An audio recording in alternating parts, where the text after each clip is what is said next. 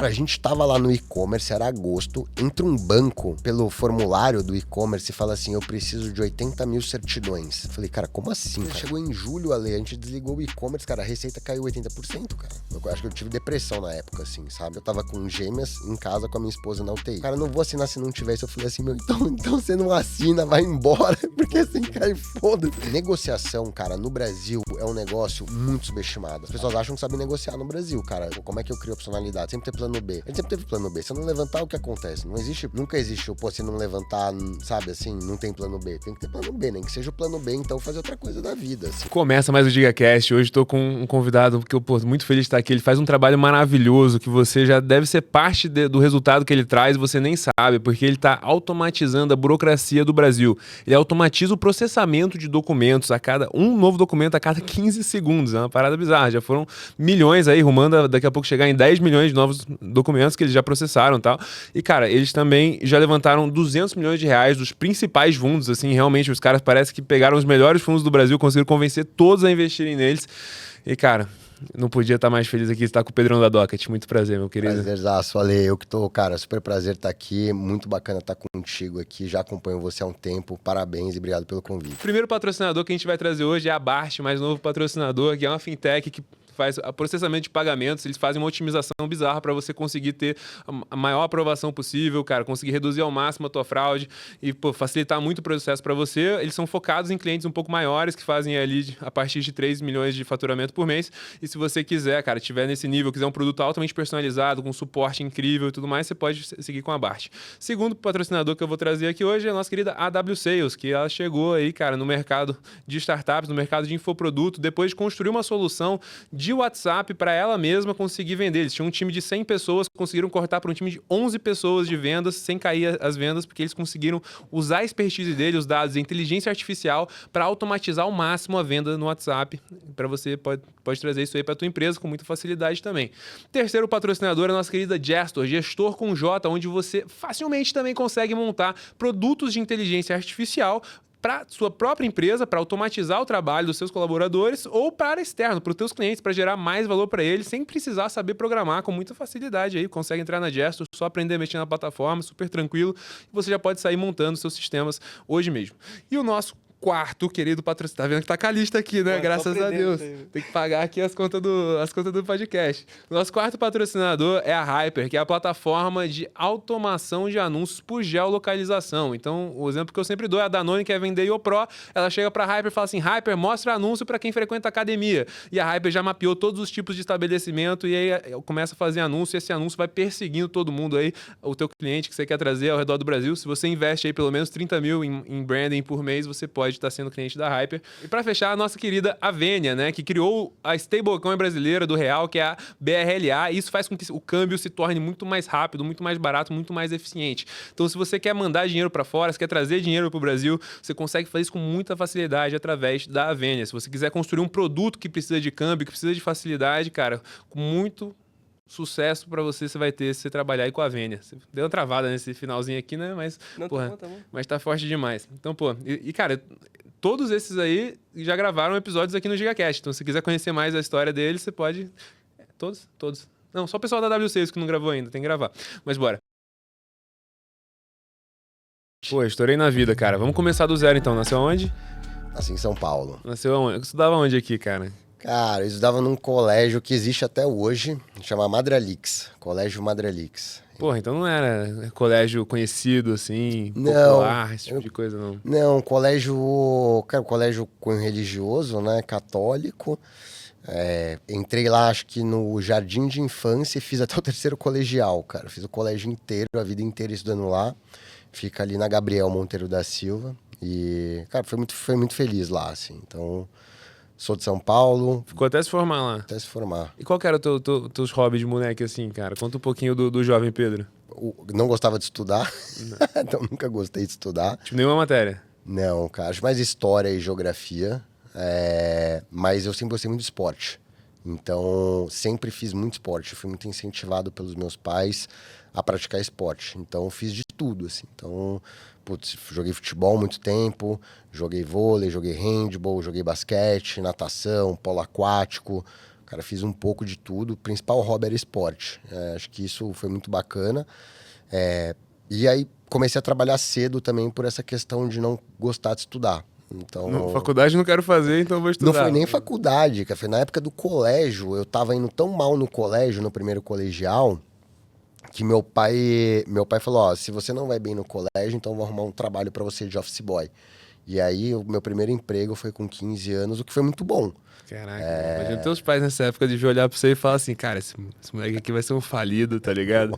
Não gosta de estudar, nem pra office boy ele não tá dando direito. Cara, Ale, isso é engraçado, porque eu sou, cara, eu sou um fator muito improvável, assim, sabe? De falar na curva. Não era o cara mais inteligente da sala, mas eu acho que eu sempre fui muito bom vendedor, assim. Isso eu tinha uma habilidade em me comunicar muito bem.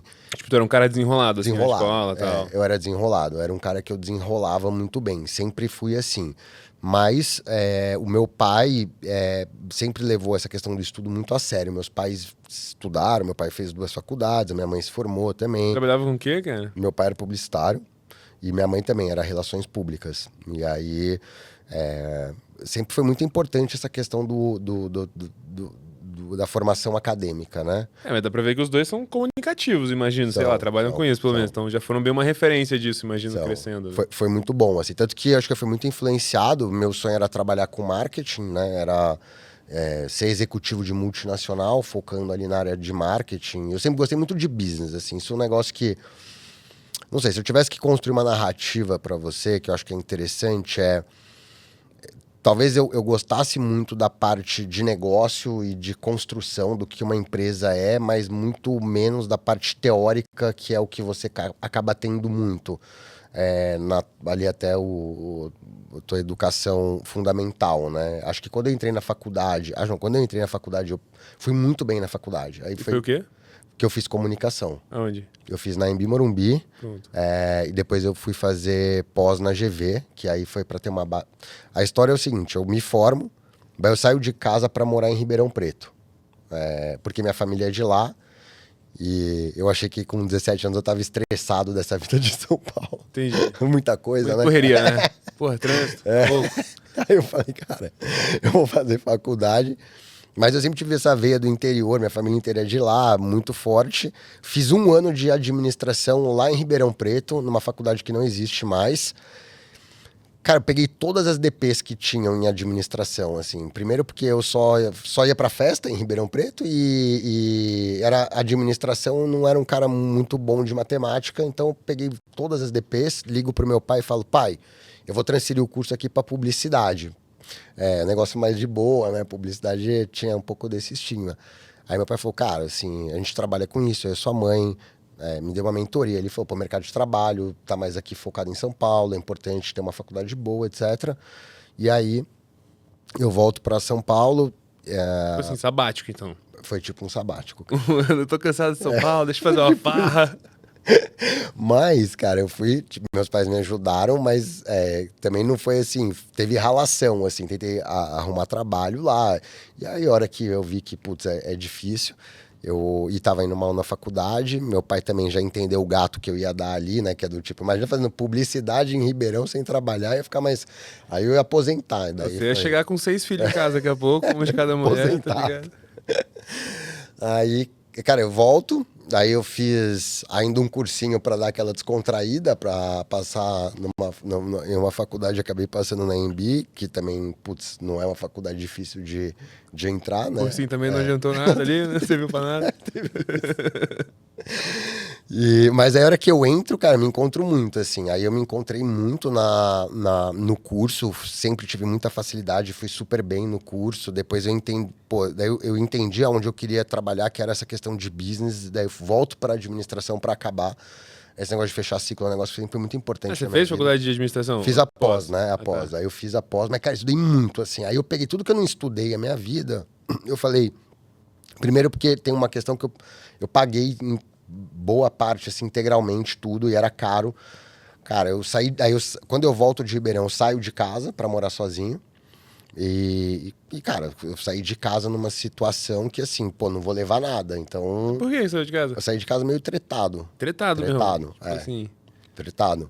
Saí de casa tretado. Mas por que aconteceu, mano? Você queria ir lá? Cara, tinha uma questão na minha família, que acho que talvez eu nunca abri assim, mas... Exclusivo GigaCast, obrigado. A gente corta depois. Que eu tinha um pouco dessa revolta, né? E meu irmão, ele passou por várias questões de saúde. Então, meu irmão, ele entrou num coma diabético com 9 anos de idade. Caramba. E foi super barra, assim, entendeu? E, pô, é um cara de uma puta de uma superação, tenho um baita orgulho dele e admiro muito, mas foram momentos muito difíceis de superação. E isso mexeu muito com a dinâmica da minha casa, que eu entendo, hoje sendo pai, entendo perfeitamente, mas acho que juntou com essa aura revoltada, eu falei, pô, não vou ficar aqui. Você devia ser insuportável nessa época, né? Eu acho que... Tanto que eu comecei a fazer terapia com 15 anos, né? Então... Aí eu falei, vou sair. Daí eu saí de casa quando eu volto de Ribeirão. E foi uma ruptura, assim, de uma forma não amigável. Tipo assim, alugou um quarto, uma cama em algum Minha lugar. avó tinha um apartamento aqui em São Paulo. Ela é do interior, ela tinha um apartamento. Daí eu tava indo pra cá, eu saí de casa com uma mala, liguei pra um amigo e falei, cara, posso ir pra sua casa? Ele falou, vem pra cá. Aí meu pai me encontrou no meio do caminho, aí minha avó me ligou e falou, não, vai pro apartamento, o apartamento tá lá, fica lá. E daí eu comecei a morar nesse apartamento, né? E aí eu fiquei um tempo ali sem falar com os meus pais. Depois, obviamente, cara, a gente sempre teve uma relação muito próxima, a gente se reconectou, mas também tinha essa parte ali de ter morado sozinho em Ribeirão Preto. Então, não queria voltar, você né? não queria voltar a morar com os pais, sabe? Então você já se vivenciou, você tem a sua independência, você não presta tanta conta, etc. Eu falei, pô, acho que dá pra seguir por aqui. E a gente seguiu super bem, mas eu precisei trabalhar de novo aí no modo muito hard, que era, pô, fazendo jornada de trabalhar em agência durante o dia, estudar à noite, e de final de semana eu fazia bico de promotor de vendas de... Lembra quando tinha câmera digital nas lojas que ficava alguém demonstrando o funcionamento das câmeras? Você era vendedor de TechPix. Fazia isso, tipo isso. Que doideira, Cara, eu mano. fiz isso, eu fazia evento de final de semana, eu ia fazer evento, tinha uma marca de suco que ela contratava os promotores pra ficar andando com o carrinho, dando aqueles copinhos degustação em mercado, em evento, eu fui fazer isso também. Qualquer trampo que aparecesse, Qualquer trampo eu fazia, cara, e eu fui fazer pra ganhar dinheiro, pra poder me manter. Então, após, eu estudei muito, eu tava nessa relação, que pagava era caro, e também por essa questão de determinação, e falei, cara, eu vou ficar bom, né, em número. E eu estudei muito, assim, até me tornar bom. Eu sou um cara bom de número hoje, pô, me aperfeiçoei muito. E também porque eu entendia que tinha uma importância de ter essa pós-graduação no meu currículo. E aí eu concluo a pós, e aí já trabalhava, mas aí eu também... E na agência era o quê, assim? Era tudo, cara. Eu era planejamento na agência, e aí foi a escola de trabalho, assim. Então, a gente atendia vários clientes, inclusive eu saio da agência para ir para um desses clientes que a gente atendia. Conta um pouquinho mais da agência, cara. Por que você disse que a agência é uma escola de trabalho, assim? Você tem que fazer de tudo, né? Acho que, assim, tem pouco ego. Era aquele esquema porrada que te molda muito, eu trabalhava muito. Mas com pessoas muito boas, assim, então isso já te dá aquele parâmetro de... A agência que eu trabalhei é uma agência que depois ela foi incorporada por outra agência, mas eu tive excelentes gestores lá, mas é muito trabalho, e na área de planejamento você acaba tendo um pouco de visão do todo, né? Então você tem desde o criativo, desde a parte de mídia, enfim, você entende mais ou menos a dinâmica do mercado de publicidade de uma forma geral, e de estruturação de campanhas. Antigamente tinha muito poucas redes sociais, assim. E você aprende também, te doma muito, né? Porque quando você tem muitos clientes que você tem que atender, como o caso da agência, cara, você tá ali para servir o cliente. Então, meio que não importa. Eu tive casos de... sei lá, o cara ali tinha uma reunião 9 horas da manhã no dia seguinte, me liga às 10 horas da noite pedindo para mudar o planejamento inteiro e virar madrugada para fazer o planejamento do dia seguinte. É horrível isso, não tô falando que isso é bom, mas assim, te molda, né? Você fala, pô, beleza, aí depois o cara vai lá e consegue aprovar e você traz o projeto para dentro de casa para executar. Então tinha uma visão 360 que eu acho que contribuiu muito para a visão de negócio, de lançamento de marca, de lançamento de produto e de go-to-market, e tinha essa questão de trabalho duro, mas que é recompensador. Então, acho que ela conseguiu... Mas recompensador, mas não financeiro, né? Não financeiro. Ah, financeiro. Só o dono da agência ganha, né? A agência é difícil por causa disso. Exatamente, foi um dos motivos de eu ter saído, assim.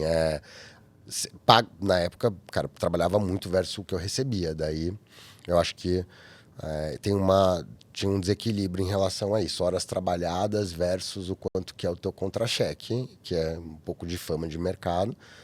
E aí acabei indo trabalhar para um cliente que me chamou para ir trabalhar com ele. Entendeu? E, cara, hoje quando chega um currículo pra ti e o cara tem experiência em agência, é uma parada que, tipo, foda-se, bom ou, tipo, qual que é o teu preconceito?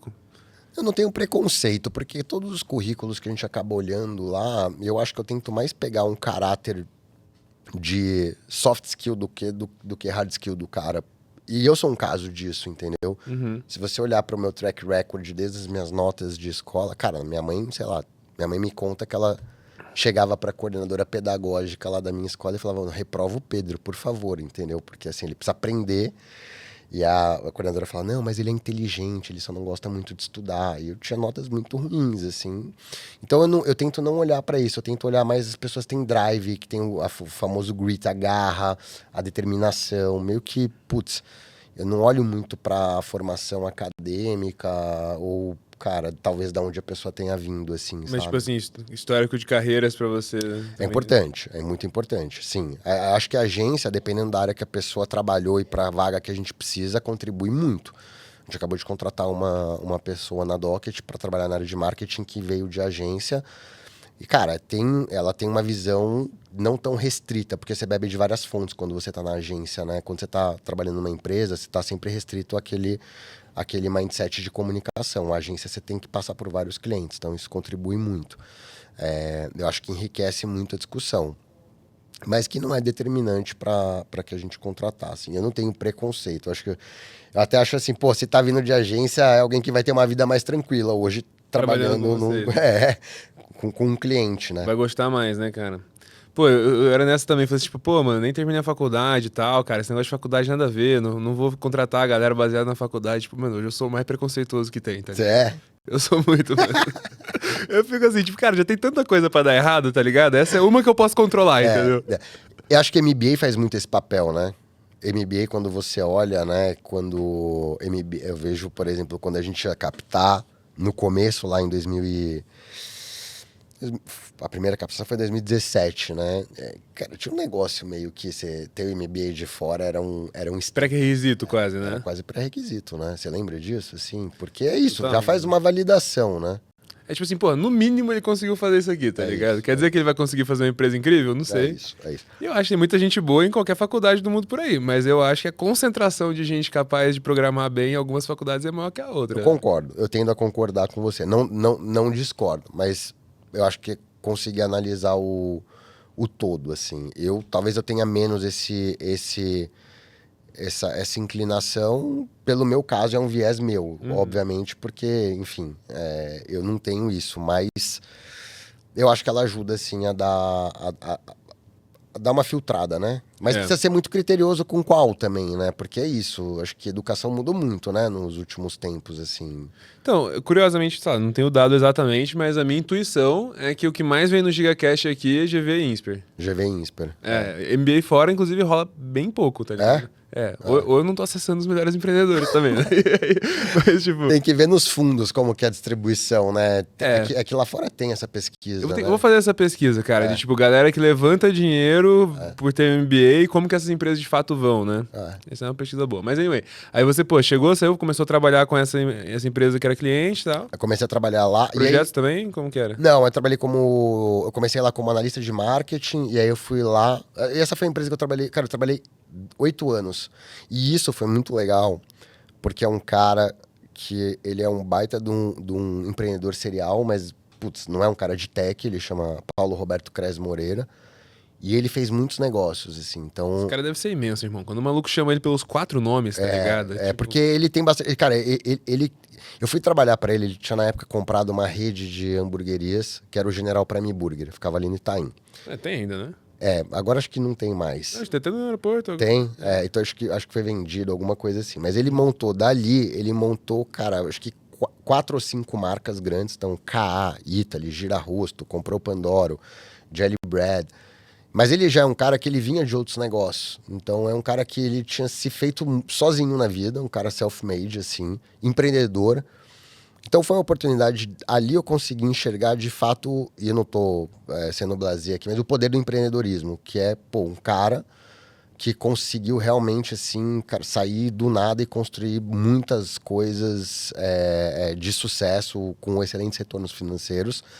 Eu falei, cara, dá pra ser isso, sabe? Assim, dá pra ser isso. Porque até então minha concepção sobre carreira era trabalhar em corps, né? Em multinacionais. E a hora que eu fui trabalhar pra ele, aquilo me brilhou muito os olhos. E o cara foi um cara que eu falo com ele até hoje, troco ideia, falo com o WhatsApp, um cara que eu tive muita proximidade, foi quase um mentor. E aí eu fiquei trabalhando 8 anos com ele. Um dos negócios dele acaba indo... Ele começa a investir em uma startup de cashback e com app e tecnologia eu fui assumir a área de marketing, eu virei head marketing dessa operação. Que não foi muito pra frente? Ou... Não, ele vendeu depois para a rede, para um adquirente. Deu super certo ali no Começo? No começo, que foi onde ele se propôs a lançar. Lançou em algumas praças, alguns bairros de São Paulo. E tinha uma aderência muito bacana. E lá que eu conheço o meu sócio, o Rodrigo, né? Que é o que depois a gente vem a fundar a Docket junto. Mas eu trabalho 8 anos com ele. Então foi uma escola para mim.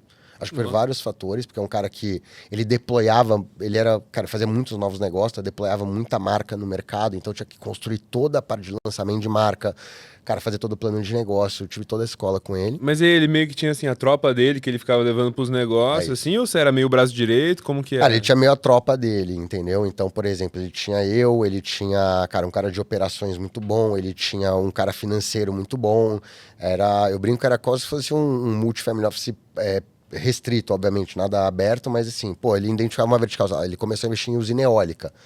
Cara, do nada, o cara foi lá, montou o business plan, foi lá, fez um baita de um case de energia eólica, criou uma das primeiras usinas de energia eólica do Brasil, vendeu para EDP. Aí, putz, foi lá fazer impressão de dados variáveis. Fez uma das maiores gráficas da América Latina de impressão de dados variáveis. Aí o cara, pô, vou entrar em restaurante. Mas aí ele faz ou meio que ele financia, acha um cara Não, pra ele tocar? faz, ele Como faz. que é? Hoje em dia ele já não faz mais tanto, mas ele fez muito, assim. Mas na cara. época era ele mesmo, ele virava Ele o CEO mesmo, da ele empresa mesmo, ali por um tempo. Cara, todo dia no escritório, cara, batendo ponto, entendeu? Fazendo reunião, me dava porrada e bora e vamos. Mas ele assim, meio que era, tipo, o CEO de todas, assim? como se fosse o que CEO era? de todas, isso. Ele tinha uns COOs, assim, que talvez tocasse na parte de operações, mas ele era...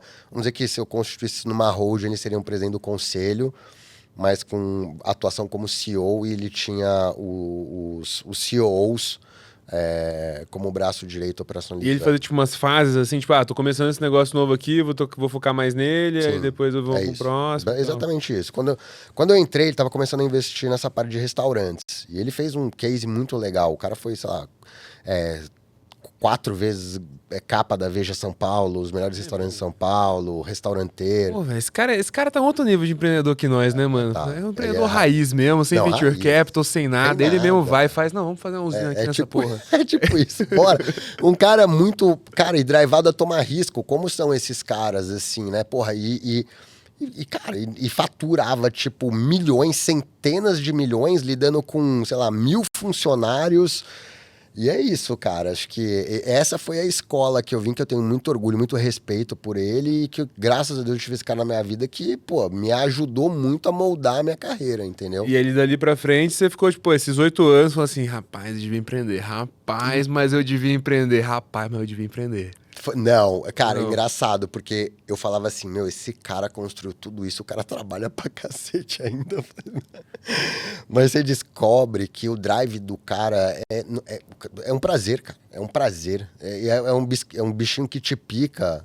Pô, você sabe disso. Você só consegue falar disso, irmão. Exato. Fala assim, tipo, pô, seus amigos são tudo empreendedor porque você é preconceito? Você fala, não, porque eu sou chato pra outras audiências, tá ligado? Eu só falo disso.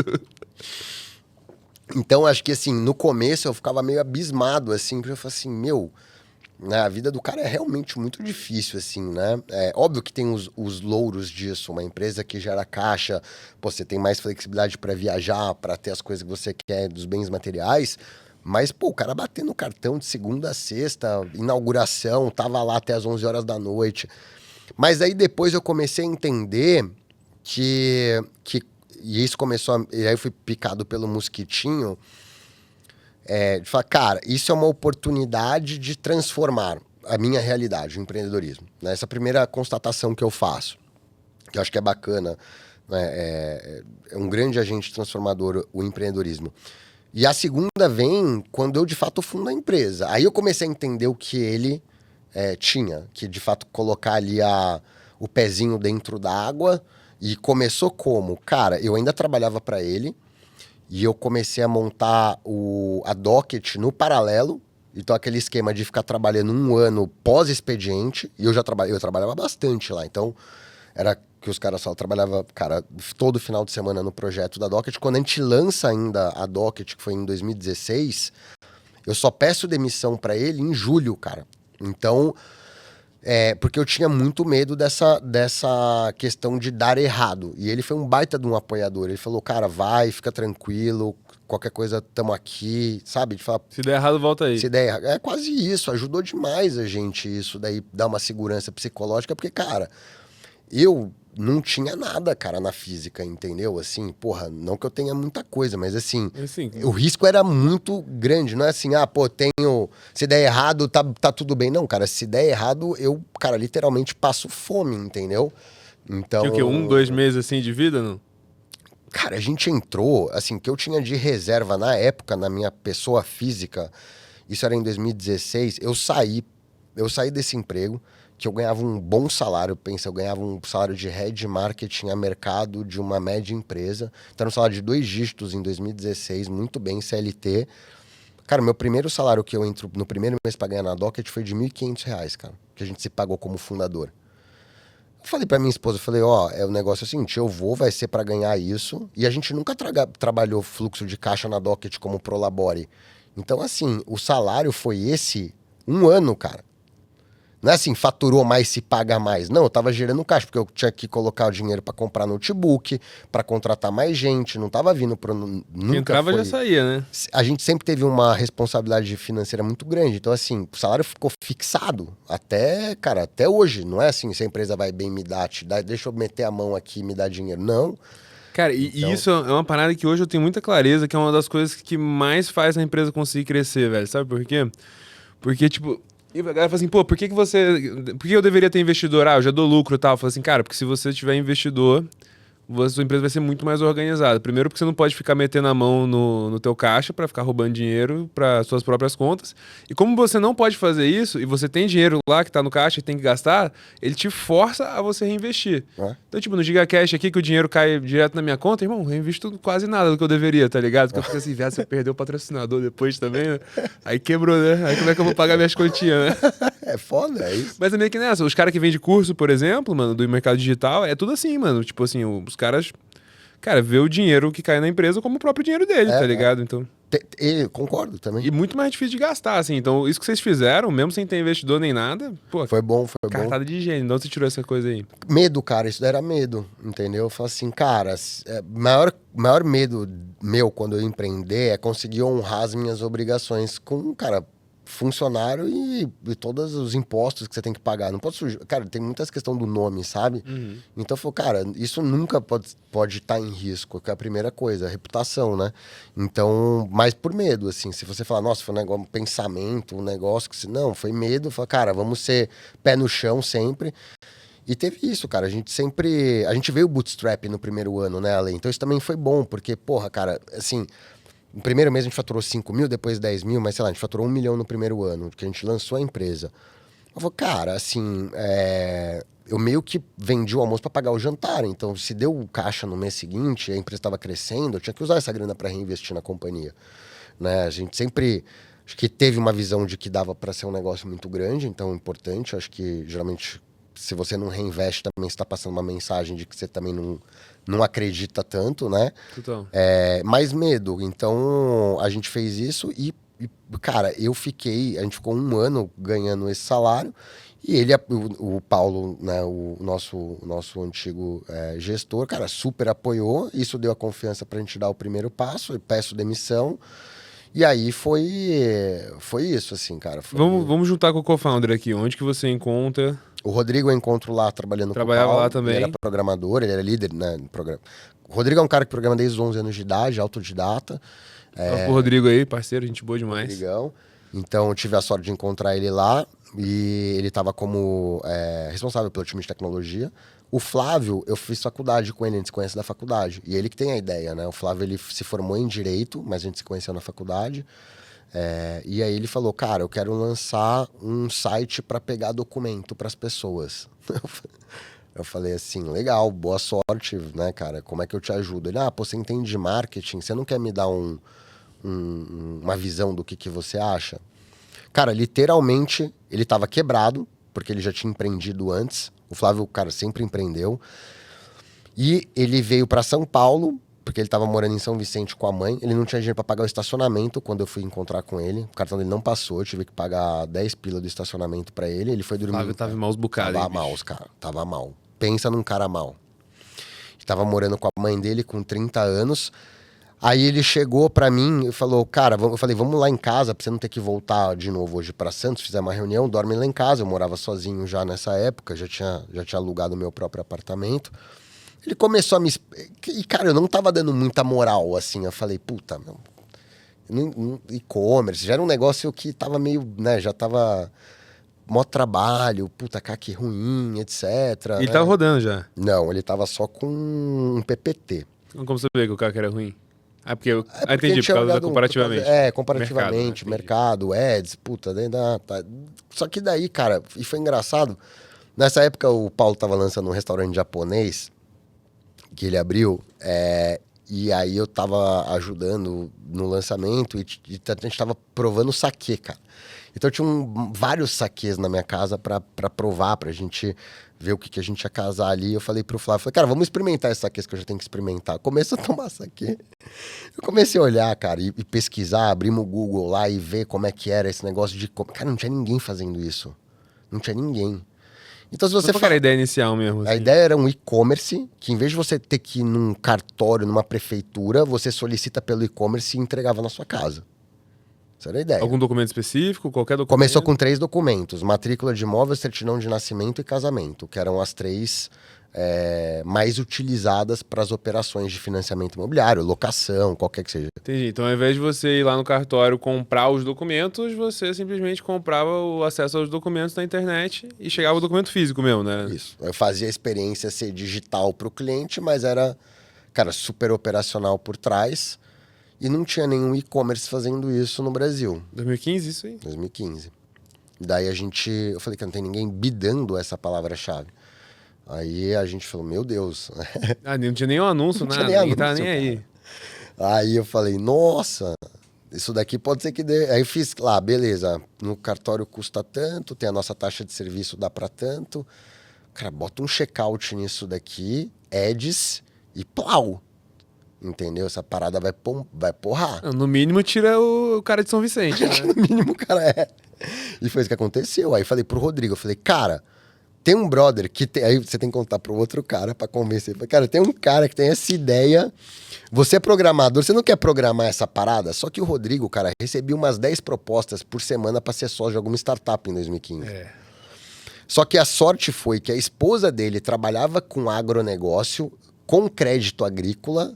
E ele conversou com a esposa e ela falou, cara, tem demanda pra caramba nisso no agro, porque o produtor tem que fazer esse trabalho quando ele quer pegar crédito. E a gente nem sabia disso, né? Pra gente era só a pessoa física, cara, a pessoa da cidade que tá precisando disso por algum motivo. Resolvendo o próprio problema. Resolvendo o próprio problema. E aí a gente vai lá e, cara, fica 6 meses fazendo MVP, tanto que a gente faz 10 anos agora, né? A gente lança a Docket em 2015, que a gente funda o CNPJ. Lançamos, colocamos no ar no dia 1º de janeiro de 2016, fatura R$5.000 no primeiro mês. Isso o Flávio ainda lá na casa, mano, operacionalizando na casa da mãe dele, isso daí. E como que era operacionalizando, assim? Era um motoboy que ia lá e comprava? Ele ia. Ele ia mesmo lá. Ligava, pedia, botava recebia, no correio. Botava no correio, recebia, pagava, saía à tarde, pagava no guichê de todos os bancos, cada um dos pedidos, mas, cara, era, sei lá, 50 pedidos no mês, entendeu? Era um volume baixo. E quanto que era cada? Uns R$100? R$100, R$150. E aí ele gastava alguma coisa tipo, bem menos pra pegar e fazer. A maioria era a bicicleta que ele ia, né?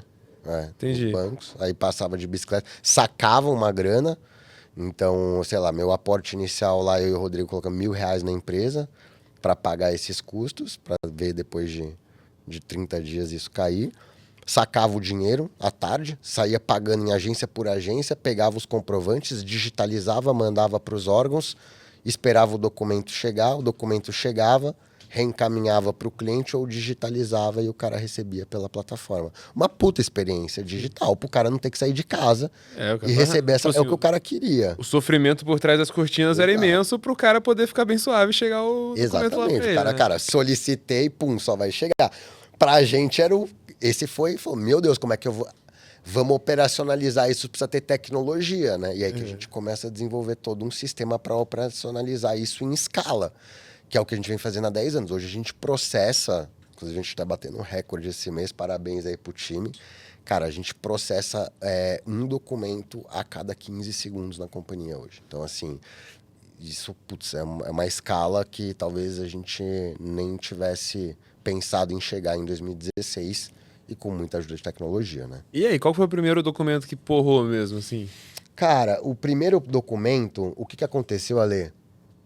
Ou foram esses três que vocês ficaram bastante tempo, tá? Eu acho que o que porrou, cara, que é uma parada que todo empreendedor, eu acho que tem um fator sorte na equação. Então a gente estava lá, você pensa na jornada da Docket, quando a gente fala de empreendedorismo, é um fator muito improvável de combinações. Então, assim, eu acho um programador e um cara especialista e eu sou um cara mais de comunicação e de business. Então, você já tem um pré-requisito de fundo que é super importante, que é time complementar.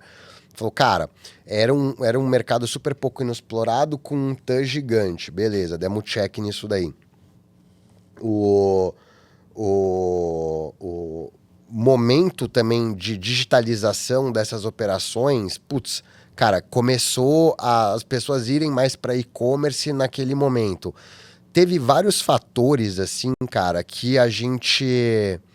Não eram 3 founders que se juntaram e falaram assim, pô, cheguei com 30 anos, quero empreender, o que eu vou fazer? Vamos achar uma tese? É isso, sabe? Não era. Foi um negócio assim, você vai descobrindo, e o que mudou isso aqui, falou assim, cara, que não foi um documento... Cara, a gente tava lá no e-commerce, era agosto, entra um banco pelo formulário do e-commerce e fala assim, eu preciso de 80 mil certidões. Falei, cara, como assim o cara precisa de 80 mil certidões? Era seguro prestamista, o cara precisava de 80 mil certidões de óbito para poder dar entrada. Eu nem sabia o que era isso, cara. Falei, o que é seguro prestamista? Você sabe o que é seguro prestamista? Explicar para a audiência. Ó, o seguro prestamista é um seguro que você é obrigado a fazer quando você financia um imóvel, por exemplo, porque você precisa comprar um seguro de incêndio ou contra alguma catástrofe que pode acontecer contra esse imóvel, que aí acabaria com o banco, né? Que meio que tá te emprestando dinheiro em troca do imóvel e tal. Se o imóvel vai para nada, e aí o banco perde dinheiro. Então ele te obriga a comprar esse prestamista. É isso aí. E aí o que acontecia era que a gente não sabia que o banco tinha que pegar a certidão de óbito quando a pessoa morre para repassar isso para quem fez a operação. E, cara, o cara tinha um passivo gigante desse tipo de certidão, que era de óbito, e veio com esse pedido. Eu falei, caraca, cara, tem uma demanda... Se isso não é sorte, é o quê, sabe? Eu falei, cara, e caiu. Não, mas vocês aguentam 80 mil? Você aguenta? Então, foi isso. Aí aquela hora... Tem como não aguentar? Vamos Ou lá. quebra ou aguenta. Cara, eu lembro que a gente não conseguia achar gente pra contratar, assim. Eu comprava notebook usado de segunda mão do Mercado Livre, só chegava, tipo, comprava 10, chegava 8.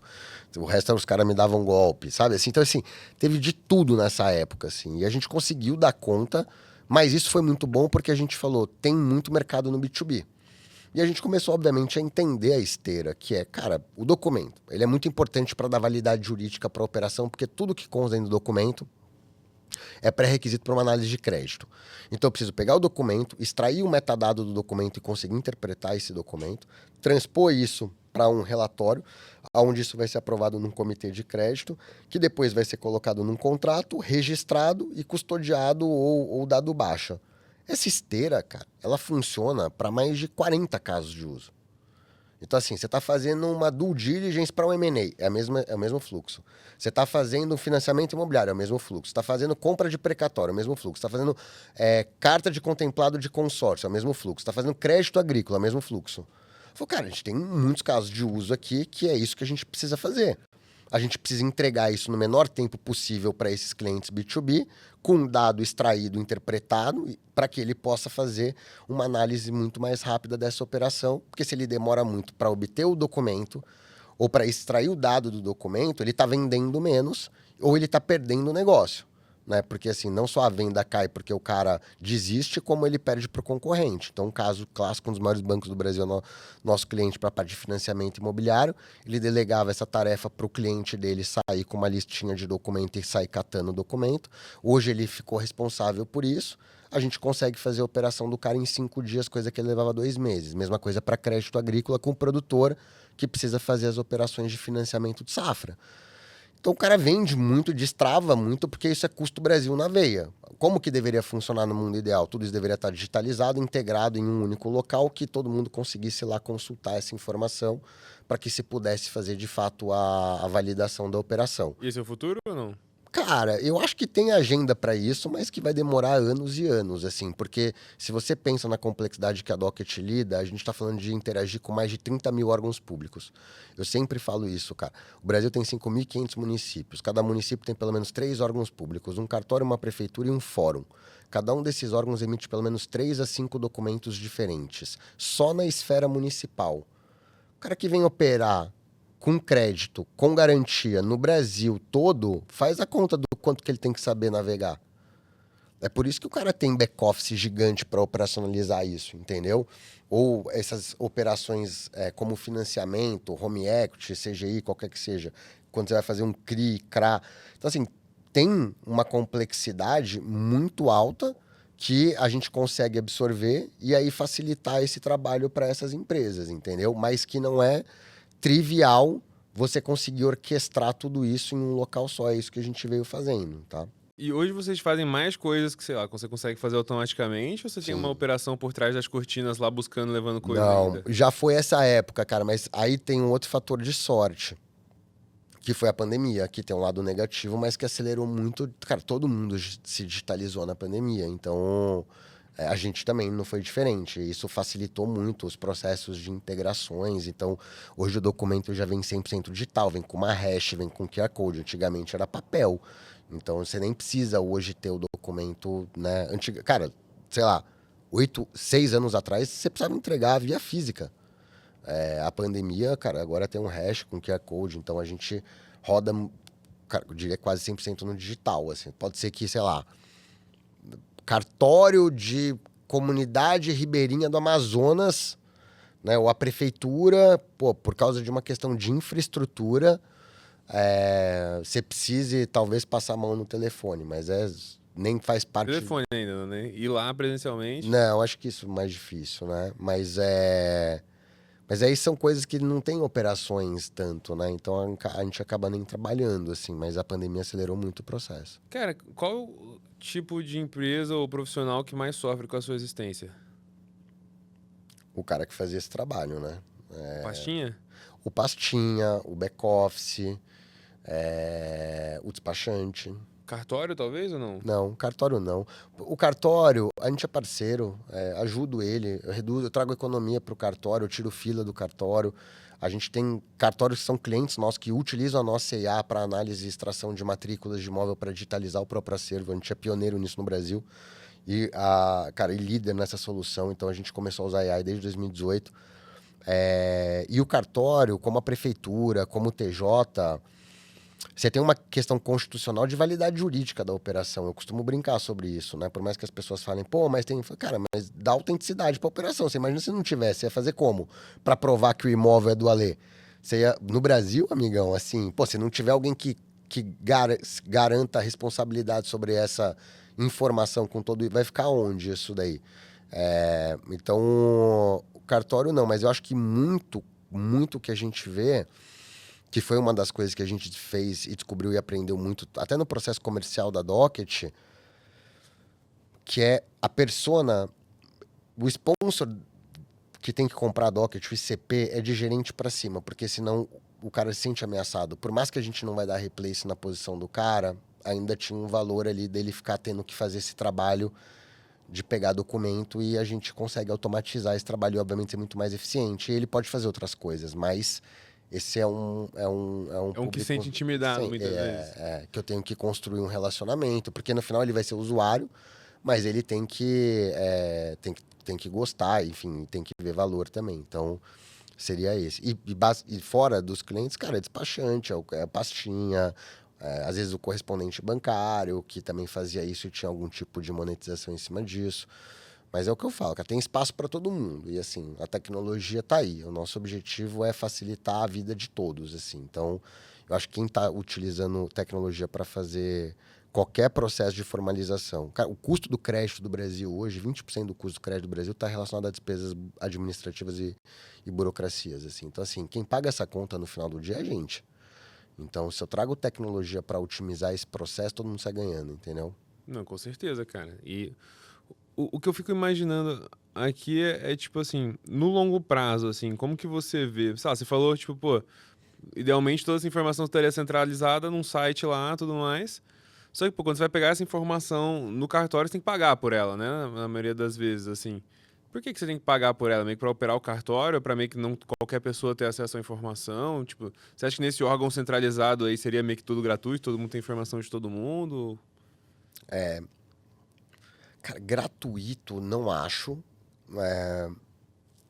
Você paga por uma. Quem determina as custas e os emolumentos é o CNJ, o Conselho Nacional de Justiça, então todos os órgãos ali respondem para eles. O que eu acho, o Ale, para o que a gente trabalha hoje na Docket?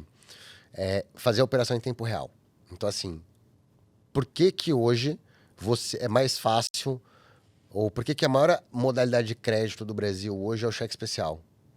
Porque a galera não sabe tirar crédito em outro lugar, é o fácil, né? Isso, Você faz. facilidade. Cara, você entende, experiência do usuário. Você vai falar pro cara, meu, você pega metade dos juros com crédito com garantia imobiliária.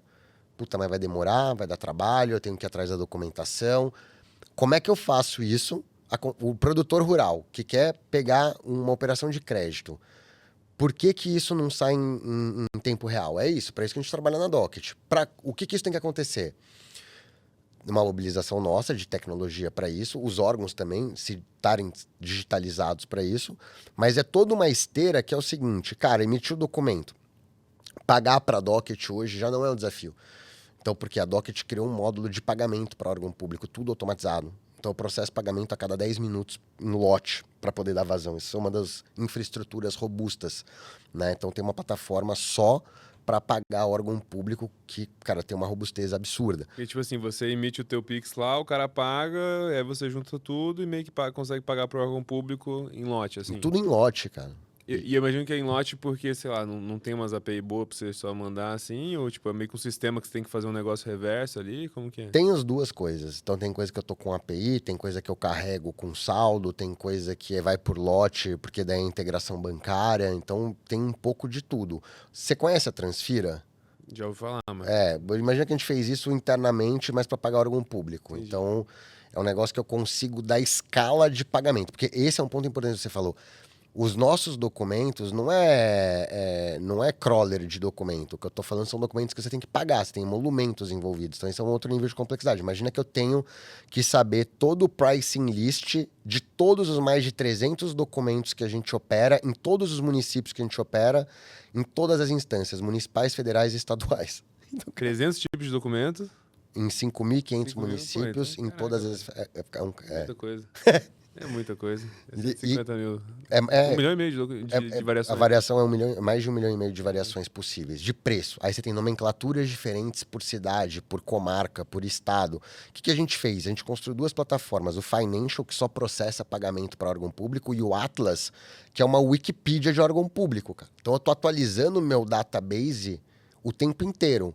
Eu sei qual que é o prazo médio de emissão, eu sei quanto custa, eu sei quanto tempo demora para entregar, eu sei quanto que é a folha adicional. Cara, é uma Wikipedia fechada que eu usei para criar escala de negócio, que depois a gente vai colocar agentes e etc. Mas para poder reter essa informação, porque senão eu não ia conseguir dar escala. Toda vez que eu abro um caminho, como me conectar naquele órgão, eu tenho que coletar informação, eu gero um BI só da minha relação com aquele órgão, entendeu? Que me dá uma série de indicadores. Para o quê? Para que eu otimize cada vez mais a minha operação e reduza o tempo dela. Então, isso é uma mescla de sistemas que são desenvolvidos aí na Docket. Aí, dito isso, como que eu vejo? Pô, você tem que ir lá, bater, pagar, receber o documento, analisar o documento. E aí, AI a gente utiliza muito para isso, extrair todos os dados do documento. Você sabe disso bem, no mercado imobiliário, você precisa ler uma matrícula. Pô. Você já leu uma matrícula. Duríssimo, né? Duríssimo. Duríssimo. E agora os PDF, as IAs de PDF estão boas agora, né, mano? Ainda bem. E até um ano atrás era muito ruim e tal. Não sei como é que você fazia. Cara, a gente tem modelos que, assim, a gente tá com um grau de acurácia altíssimo que eu consigo interpretar em 30 segundos e extrair se tem ou não gravame, quem é o proprietário, qual o valor venal, qual o valor da dívida, qual é o histórico da cadeia da matrícula, independente se ela tenha uma página ou 45 páginas, entendeu? E a gente foi colocando isso em outros documentos. Aí eu preciso fazer essa análise. A parte de crédito é algo que eu acho que é muito segredo de cada empresa, então isso ainda vai ser muito difícil, mas eu vejo algumas empresas já avançando em agentes para fazer a parte de tomada de decisão com nível de alçada e depois formalizar o contrato. Tudo isso, cara, se você olha para o stack de tecnologia que a gente tem hoje, já dá para fazer isso em 30 segundos. Agora, são um movimento de players de mercado que precisam se alinhar, que é isso que a gente tenta costurar para que a gente consiga operacionalizar. Porque se a gente consegue fazer uma operação dessa em 30 segundos, cara, todo mundo vai ter um crédito mais barato, porque a garantia é mais sólida, a garantia não sojou, que nem o cheque especial, né? A garantia ela é sólida, geralmente é uma garantia atrelada à operação, como um imóvel, pode ser um carro, qualquer que seja. E você tem um nível de eficiência muito alto, uma simplicidade de uso muito boa. Então, para isso que a gente trabalha. Facilitaria ter todas as informações congregadas em um lugar? Sim, mas eu acho que não só isso, é pensar nessa jornada como um todo, funcionando em todas essas frentes. Extração, interpretação, formulação do contrato, registro, custódia e análise de crédito, entendeu? Então, deixa eu tentar entender aqui, então. Fala uns clientes famosos aí que você tem, vai. Que eu posso falar... É secreto? A maioria a gente tem NDA, mas... Você tem um site, tem algum? Deve ter aqui, ó. Tipo, Não, a gente tirou do site também. Tirou também? Vou te dar um exemplo. Vocês têm uns nomes pesados, né? A gente, cara, 25, 30 das maiores 30 das 40 maiores empresas do Brasil são nossos clientes. 30 das 40 maiores empresas do Brasil? Pô, devia ter falado isso na abertura, pô. Um dado bom de... Mas sei lá, vou pegar um que eu tenho um case. Sicredi, TIM, Banco Carrefour, assim. Tá bom, então vamos lá. Então chegou o Banco Carrefour e tal, e aí, cara, ele quer dar um crédito, sei lá, lastreado no imóvel, por exemplo, tal. Então, pô, o cara não teria nem que fazer nada. Você tem que falar assim, ó, eu sou o Alexandre, eu tenho um imóvel, quero pegar esse crédito, quero colocar nesse aqui. Tá? Perfeito. E aí a Docket conseguiria automatizar tudo, menos, sei lá, o dado que o cara tem que fazer o meu underwriting e o underwriting em si. Exato. É tipo isso. Pega um banco, pega os maiores bancos que são nossos clientes. Pega um banco que delegava essa responsabilidade pro cliente. Então você ia lá, pô, quero financiar um imóvel. Beleza, deixa eu cotar a melhor taxa. Aí, pô, esse banco aqui tem a melhor taxa. Tá bom, ó, agora você me faz o upload dessa listinha de documento pra gente fazer análise. Cara, o cara não faz mais isso. O cara demorava 10 dias pra fazer isso. Entendeu? Então, assim, agora ele faz isso de forma muito mais rápida e estruturada. Eu já dou um metadado analisado pra esse cara. Então ele já não tem um time de back-office para fazer toda a análise e extração. Aí esse cara transpunha o dado do documento para um contrato, gerava erro. Você vai levar isso a registro, tá errado, volte 10 casas, refaça todo o contrato, mande o seu cliente assinar de novo e volte aqui. Pô, já tira essa parte também, porque eu estou dando um dado sem o fator humano que acabava errando na hora de confeccionar o contrato. Então esse é o grande benefício. Aí que a gente começou a olhar, cara, qual que é o flywheel da companhia? Eu tenho um data lake grande, com documentos que são únicos, basicamente. Cara, é difícil você ter um padrão nisso. Vamos começar a treinar modelo para que a gente possa lançar AIs on top, né, desses documentos que consigam analisar como uma pessoa analisaria para que tome uma decisão em cima daquela documentação. E foi isso que a gente começou fazendo. Então, cara, eu precisei criar toda essa infraestrutura, 10 anos criando essa infraestrutura, me conectando, processando um documento a cada 15 segundos. Depois eu crio um dataset grande, que é onde eu olho para esse dataset e falo, cara, como é que eu consigo colocar agora LLMs? Até a gente tem, obviamente, nosso time de cientistas de dados, modelos nossos são todos proprietários, né? Fazer toda uma esteira de OCR, visão computacional, depois toda a parte de desenvolvimento de algoritmos proprietários para conseguir extrair o documento e depois eu colocar isso no mercado com a melhor acurácia do mercado, com a melhor velocidade do mercado, que vai fazer com que o meu cliente fique mais retido na base e se beneficie desse data lake que ele ajudou a construir. Então, no final do dia, é assim que as coisas se conectam. E de quebra, eu ajudo a ter um crédito muito mais barato, resolver um grande problema de usabilidade no Brasil, que é legalmente obrigatório você ter que tirar a documentação para fazer essas operações. E no menor tempo possível com a melhor experiência, tanto para os nossos clientes quanto para os clientes deles, entendeu? Então tem um flywheel muito claro, assim, de valor que a gente acaba criando. Quanto mais valor você gera, É mais isso. a galera quer e tal. Mas vai explicar isso para um gringo quando você vai levantar a rodada. O cara não sabe nem que é cartório, pô. Não, você tem cartório em inglês? Como é que é? É notary. Notary. Cara, mas isso foi a porrada. Pô, mas agora falando até disso, pô, você conseguiu explicar bem pros brasileiros, né? Porque os fundos bons aqui tudo entraram com você, cara. Não, foi. Quantos fundos tudo que você tem aí, investidor? Acho que são 7, mas a gente teve também sorte, assim, a gente captou a primeira rodada com a Canary, depois levantou com a Kazek, depois foi Valor, One VC, aí depois a gente trouxe Bradesco BBI, Gerdau Ventures e agora Quartzo Capital, assim. Mas Foi a última rodada? Foi a última rodada. Quando foi? Final de 21. Pegou a safra boa, né? Não, peguei no final, cara. Foi difícil a última rodada. Pegou o sofrimento Peguei já? o sofrimento. Eu peguei o sofrimento. Meu term sheet caiu no dia 27 de dezembro de 2021. Pô, meu aniversário, irmão. Foi? Comemoramos Cara, junto. sério. Nós dois estávamos felizes naquele Que dia. alegria. E aí, cara, você tava falando com, tipo, muitos fundos, assim? Foi muitas rejeições? Ou foi mais, tipo, pô, uma coisa... 172 fundos, cara. 172 pouco. fundos. 172 fundos? Tá maluco, irmão. Tem nem 172 fundos no Brasil, Não, irmão. falei fora. Sabe o que é engraçado? A gente, quando foi levantar a primeira rodada, eu conheci o pessoal da OneVC, porque eles tinham um delivery direto ali, que era o Bruno Yoshimura, né? E eu ajudei ele, porque eu tinha experiência em restaurante. Aí ele acabou sendo anjo, e o pessoal da Canary também, e eles ajudaram muito a gente a ter essa visão mais global de VC. E aí, em 2018, que eu fui captar com a Valor e com a VC, cara, eu peguei uma mochilinha e fui lá pra Califórnia. E, cara, fui bater na porta de uns fundos que eu nem sei como eu consegui, mas foram eles que me arrumaram. Tipo, eu fui lá com Bessemer, com Founders Fund, com Ribbit, com DST, Que a OneVC Sequoia. Foram apresentando a OneVC e a Canary. Fui fazer lá o Sand Railroad, sabe? Sei, Cara, sei. é muito louco, porque eu fiz essa jornada, eu nunca tomei tanto não na minha vida, mas são caras que eu falo até hoje. Então, quando eu chego na Série B, que obviamente estava num estágio maior, eu tinha um pipeline de contatos de fundos muito grandes que acabei acessando nesses anos. Então, eu falei, e muito fundo de fora, entendeu? Então, eu falei, cara, com muita gente. Mas eu falei com muita gente também porque eu peguei um mercado que já tava horrível, tava uma merda, cara. A gente pegou o final de 21, quando acabou a festa. Em julho, meio que acabou a festa. Cara, eu tava começando o processo de fundraising, assim, eu falei, essa parada aqui vai ser sofrida, e foi sofrida. Mas levantou quanto no fim? A gente levantou quase 140 milhões, né? Ah, eu quero esse sofrimento pra mim. Tô zoando. Quem não vê quem vê o resultado não vê o processo, né, irmão? Essa é real. Ó, nessa rodada, pra você ter ideia, cara, minha esposa tava grávida, de gêmeas, eu tava assinei o term sheet dia 27 de dezembro, entramos em diligência, ficamos 3 meses em DD. Em março, dia 29 de março, minhas filhas nasceram. Minha esposa ficou uma semana internada na UTI e eu tava fechando o deal.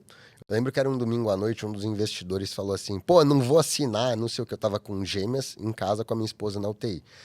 O cara, não vou assinar se não tivesse. Eu falei assim, meu, então você não assina, vai embora, porque assim, cara, foda-se. Eu falei, cara, assim, eu já tava assim, cara, eu tava num nível de estafa, assim, mental, mas no final deu certo, e enfim, e assinou. E aí, na segunda, isso foi a primeira tranche da grana. Na segunda, o nosso sponsor, que tava trazendo a segunda leva de fundos, saiu do fundo. Eu tive que revender a parada internamente do zero. Eu fiquei mais 8 meses, cara. Que isso. Revendendo o negócio internamente, passa para comitê, leva para o CAD aprovar o investimento, aí saiu. Então, assim, quando eu falo assim, cara, 2022 foi só fundraise. Às vezes o founder fala, pô, né, fundraise demora quanto tempo? Cara, eu colocaria 1 ano, assim, se for tudo bem, mas foi um processo difícil, essa última aí. Pô, eu acho que a galera que assiste, assim, muitos já me perguntaram, falam assim, tipo, cara, como que leva tanto tempo, assim? O que é esse tempo? Porque, tipo, sabe, não é um ano onde, porra, 40 horas por semana fazendo 40 reuniões, né? Sabe, eu sinto que é um negócio, tipo, pô, tem bastante, mas é muito de carga de, pô, sei lá, processar as reuniões, o que vai fazer, o que vai ser o próximo, pedir intro pra Deus e o mundo. Como você descreveria, assim, qual que é o trabalho em si de fundraising? É que Eu sempre errei numa coisa que é não ter na última não errei nisso, mas a maior aprendizado é ter o funil balanceado. Então eu tinha um desafio de conseguir alinhar pace. Então eu começava a falar com um fundo, mas eu não estava preparado para engajar no processo, mas o fundo me engajava no processo dele. E aí, cara, ele avançava, e aí por ingenuidade minha, eu não estruturava o pipeline para outros fundos estarem avançando no mesmo tempo.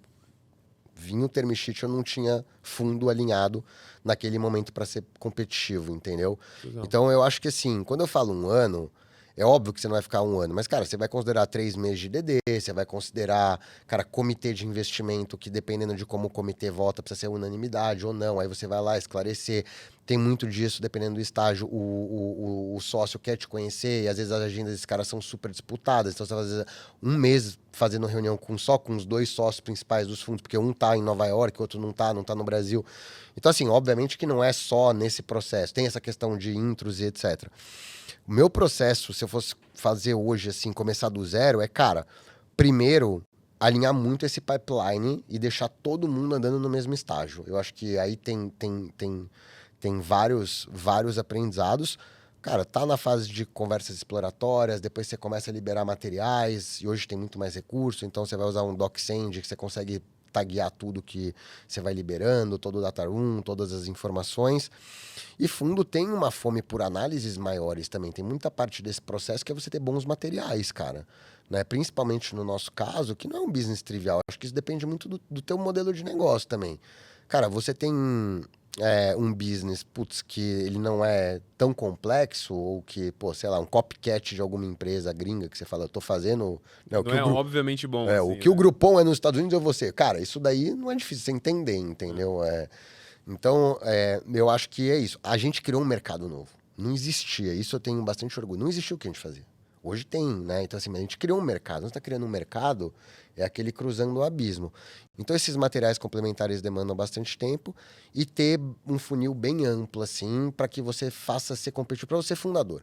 Tem que ser bom para o fundador, entendeu? Ele tem que chegar no final do processo tendo opcionalidade, né? Se ele chega ali com um term sheet, cara, você vai ser refém. Se você estiver realmente precisando levantar, não tiver opção, você vai ser refém daquele term sheet que tá na mão, E o entendeu? termo vai ser terrível, né, cara? Porque, pô, aquela história, né? Pô, como é que você faz o sexo com o gorila? Fala, Do irmão, jeito que o gorila quer. do jeito que o gorila quiser, tá Também. ligado? Ele que manda. É tipo isso, Então, pô. pô, esse é até um negócio que eu dou bastante de dica pro pessoal de fundraising, que é tipo assim, cara, se você tá falando com os fundos perdidos, assim, sem saber direito, mendigando dinheiro pra todo mundo, ele é o gorila, tá ligado? Ele é o gorila, Ele vai te dar quando quiser. Aí eu falo assim, tipo, cara, a gente achou super legal, mas a gente queria ver um pouquinho mais de tração. É. Aí o founder ingênuo, né, ele fala assim, tipo, caraca, a gente quase conseguiu, velho. A gente quase levantou com tal fundo.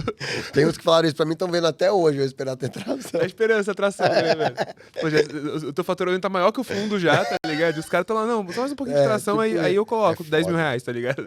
Fica se enganando, é verdade, é verdade. E eu acho que...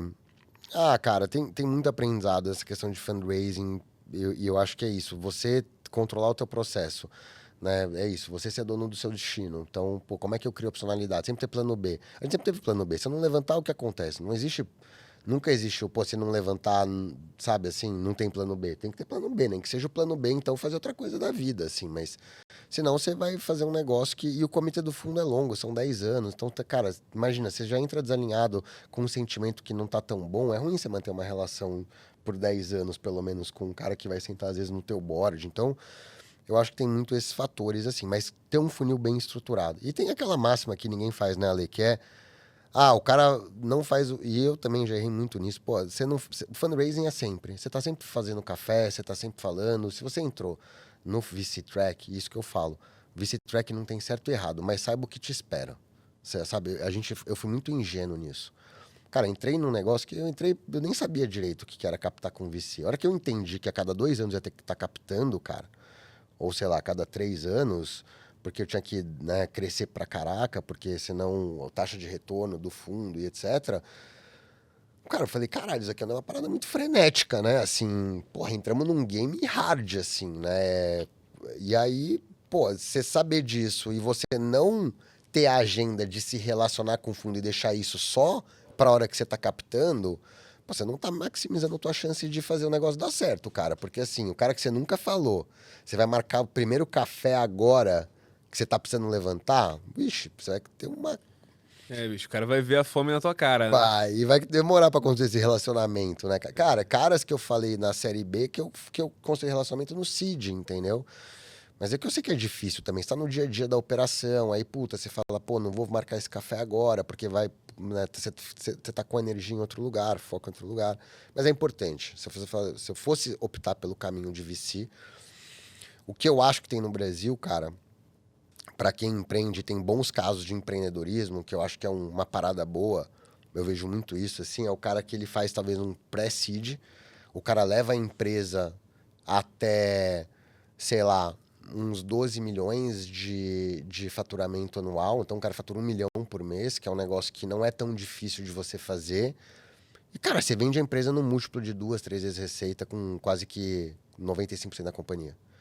Tem uns caras, cara, que eu tenho visto estão sendo muito especialistas nisso, assim. Porque você tem mercado comprador, você não se dilui tanto, e em 3 anos eu acho que você faz um business... Não tô falando que é fácil, tá? Mas, assim... É mais fácil que fazer um unicórnio, né? Mas talvez seja mais isso, entendeu? E você vai deixar muitos caras, investidores ali, felizes, assim, entendeu? Eu acho que... Cara, mas eu vejo... Sei lá, eu acho que se eu chegasse nessa posição aí, óbvio que depende da natureza do negócio, eu provavelmente ia fazer um bagulho de dividendo, tá ligado? Ficar bem de boa, só pagando minhas contas, sabe? Tem isso também. É que eu acho que se você fizesse no Bootstrap, né? É.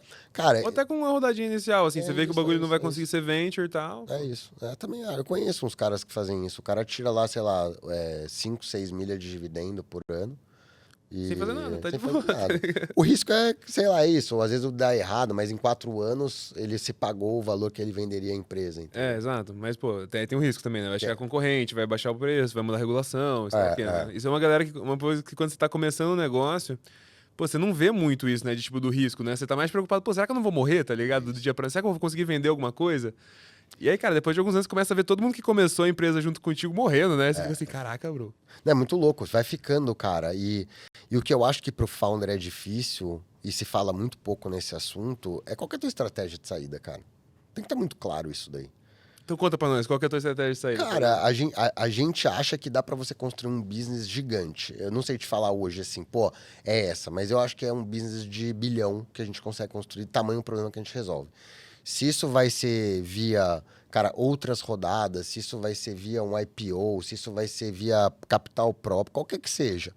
Eu só não acho que a gente esteja fazendo um business que é um business pequeno, entendeu? Assim, versus o impacto que eu sei que a gente causa. E você enxerga algum ramo de M&A, assim, ou... Pra gente comprar empresas... Não, pra alguém comprar vocês, assim, ou... Cara, acho que sempre enxerga. A gente já teve abordagens. Em 2021 o mercado seria uma tava coisa bem maluco. tipo banco, alguma coisa assim, Tem de tudo. Eu acho que assim. tem de tudo. Infraestrutura de mercado, dados. Tem um pouco de tudo, assim. Eu acho que M&A no Brasil, cara, você tem bons players, assim, pelo menos em tecnologia, né? Você pega, são boas transações. Assim. Não sei se é porque eu consumo mais esse tipo de conteúdo, mas eu vejo boas transações vindo de tech, assim. Boa pra quem?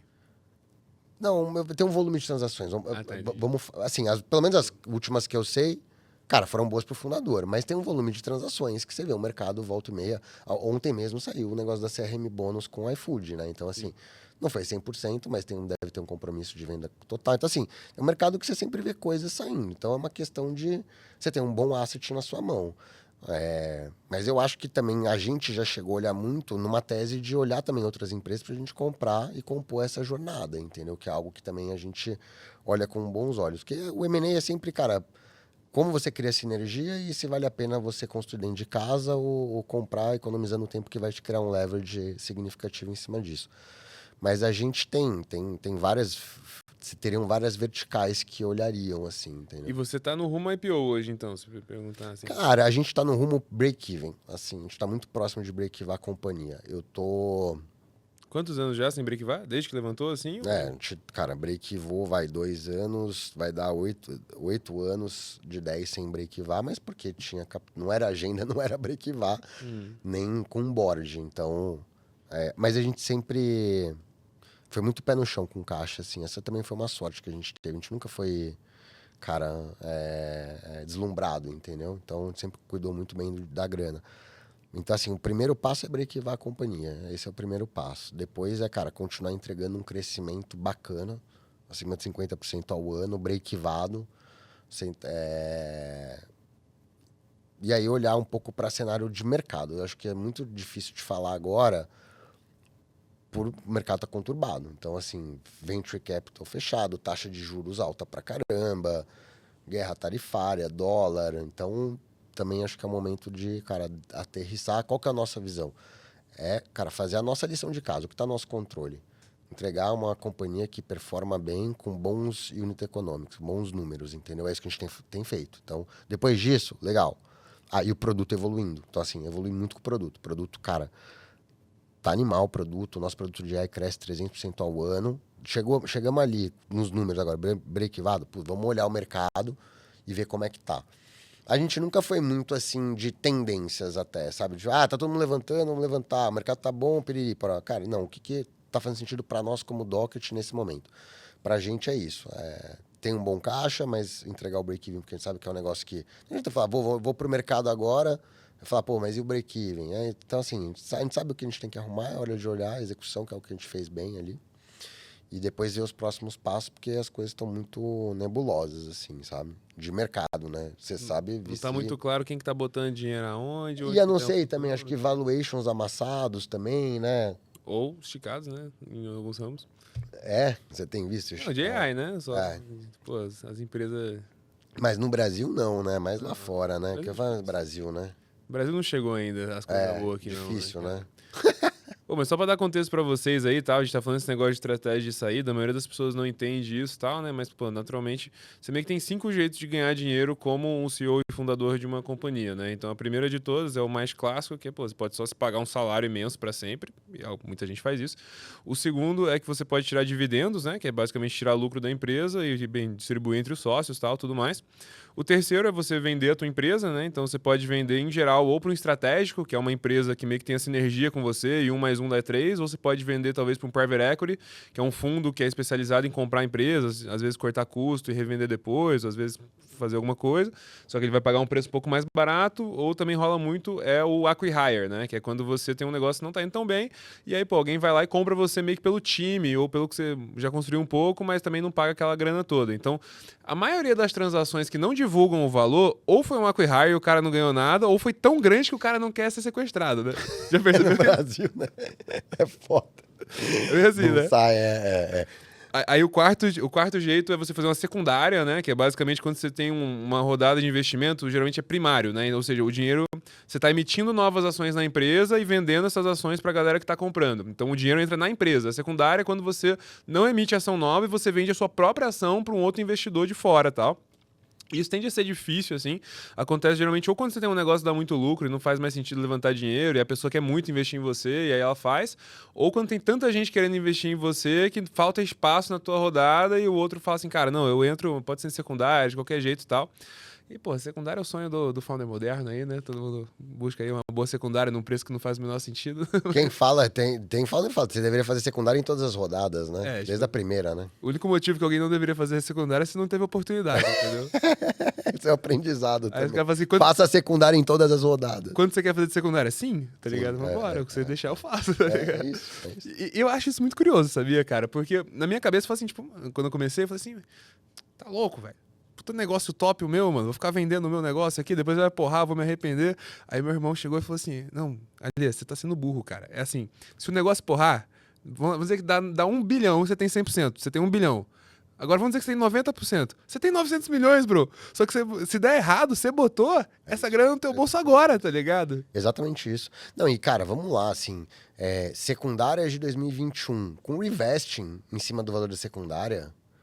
Então, assim, o cara tomava a secundária, colocava no bolso e fazia um revesting de ações do valor da secundária por mais 4 anos. O cara não perdia nada. Não perdia nada, ele podia só emitir mais ação pra ele Exato, mesmo. é tá isso. ligado? Então, assim, eu não vejo também... Se você vai negociar secundária, você já vai falar, cara, essa secundária, mas eu quero revestir esse valor do equity da secundária. E pode fazer um revesting de 4 anos com 1 ano de cliff e, porra... Que não é golpe nem nada. que Só não é tipo, nada, pô, cara, quer que eu foi trabalhando? normal. Exato, que é normal. E tira o risco da mesa. Mas é que aí é isso, né, cara? É o amadurecimento do empreendedorismo e de fundraising no Brasil, que eu acho que você ajuda e tem que ajudar a educar, porque, cara, assim. Pô, ninguém. Tipo, não tem onde achar essa Não, parada quando a gente não tem, começou, não né, velho? tem, cara. Não tem onde achar. E você acha errando, né?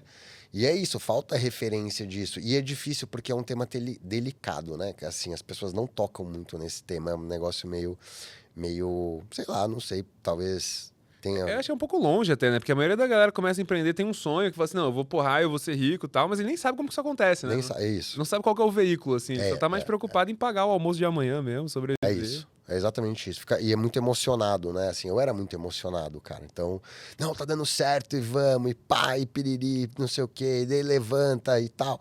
Então, acho que é isso, ser menos emocionado também. Bro, eu acho que você passou por uma fase parecida com a minha, que é tipo assim, ó, o quanto que você acha que você é foda, né? Você que tá começando uma empresa, cara, sou um lixo humano, tá ligado? Até Aham.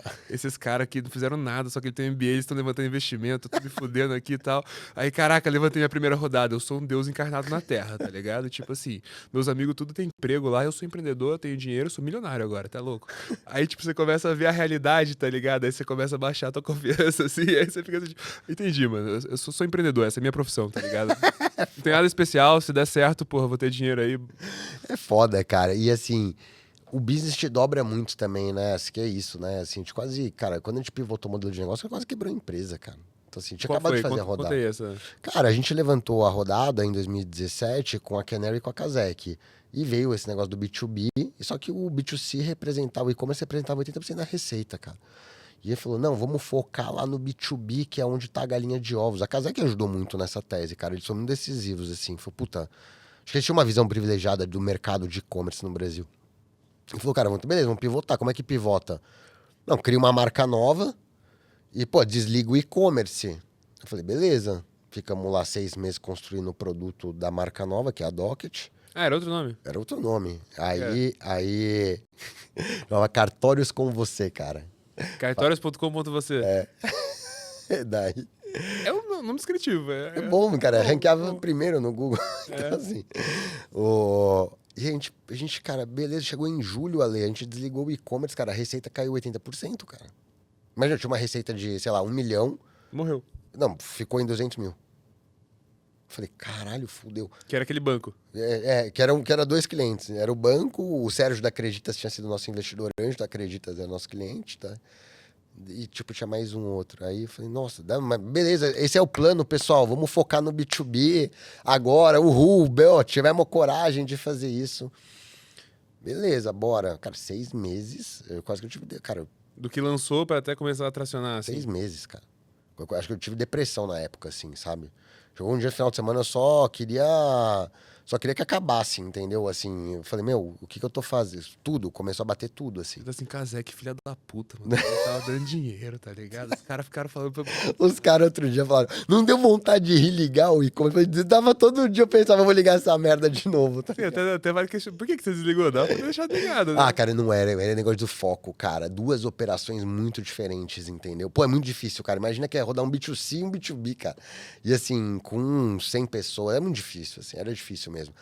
Mas mostrou, precisava ter um pouco de. É isso. Daí tem outra história pra outra. Cara, eu fui tocar vendas, eu nunca tinha tocado vendas na minha vida, tirou no palitinho, tive que estudar vendas. Aí eu me apaixono muito pela área comercial. Aí eu vi, cara, não importa, você tá construindo qualquer coisa, é vendas, é distribuição, qualquer coisa, cara. Pode ter o melhor produto do mundo. Não adianta, entendeu? Você tem que ser bom vendedor, tem que ter uma boa distribuição, tem quem faça isso. E aí foi demorando, foi começando a tracionar, porque o que é a questão do nosso caso é que o ciclo de vendas é longo, 6 meses, enterprise, né, cara? Não é um negócio que o cara compra assim. Nosso ticket médio é alto, são contratos grandes. E aí, mas, cara, foi desesperador essa. A questão foi não desistir, cara, assim, porque ali eu tinha tido um motivo muito forte pra ter falado, cara, deu errado o pivô e vamos parar por aqui, entendeu? E a gente continuou porque foi vendo os sinais. Então, agendava a reunião, comecei a montar a máquina de vendas, a máquina começou a tracionar, aí começou a fechar os contratos, aí beleza. Mas foi uma barrigada, cara, assim, foi um momento muito difícil, assim. Foi produto melhorando, assim? O que foi? Você só não Máquina sabia comercial, não sabia vender, cara. Então, assim, na época, ICP, Persona, Go-to-Market, não tinha nada, cara, assim, não tinha nada estruturado, playbook, pitch comercial, porque daí tem um genérico que, beleza, vai lá assistir os vídeos do Winning by Design lá e vai te falar da máquina de vendas, tem um tático, cara, como é que você toca time comercial? É foda tocar time comercial, cara. Os caras mais. Eu sou comercial, eu sou vendedor. Os caras, cara, é safo, cara. Você é meio vendedorzão. Você sabe como é que é, Não, entendeu? o que eu menos quero é tocar time comercial na minha vida, cara. É briga de facão, cara. Os Cara, é caras. tipo assim, tem uns corretor não, porque o corretor e o vendedor andam junto nessa história aqui, nesse argumento que eu vou fazer, né? Mas assim, bicho, cara, tem uns caras que são mau caráter, tá ligado? Tipo, realmente, assim, pô, e os que não são mau caráter, cara, é desculpa pra tudo que é lado. Cara, é foda. É tudo, cara, pô. E os melhores são os que não fazem isso, né? Curiosamente. É os caras que só, tipo, falam assim, não, pô, vou fazer diferente aqui, vou melhorar, vou entregar e tal. E, cara, e tem uma parada que, assim, eu sou muito técnico, eu sou um cara muito pragmático, sabe? Mas você, e durante muito tempo eu neguei isso, tem uma parte do processo comercial que você não controla.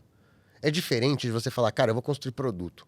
Beleza, cara. Você vai construir produto, não tem nada que tenha um cara do seu time que vai pensar à noite se ele quer ou não construir o produto.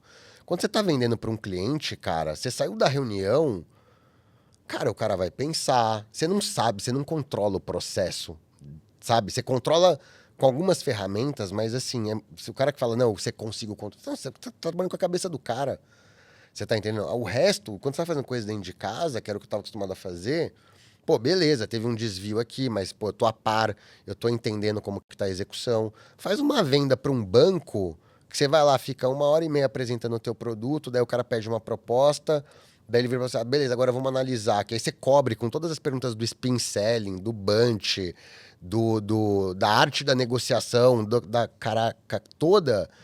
Mas, cara, ainda assim, você não sabe. Você não consegue garantir 100% que aquele cara falar, a não ser a hora que ele fala. Então, assim, é uma parada meio até desesperadora. Você tem que lidar muito com ansiedade, porque você pode ter feito tudo direito e o cara do outro lado, sei lá, saiu de férias e não vai contratar esse mês e você não vai bater a meta porque o cara tirou férias e não te avisou, cara. E quer dizer que tu é ruim? Não, exato. Então, é uma parada que, assim...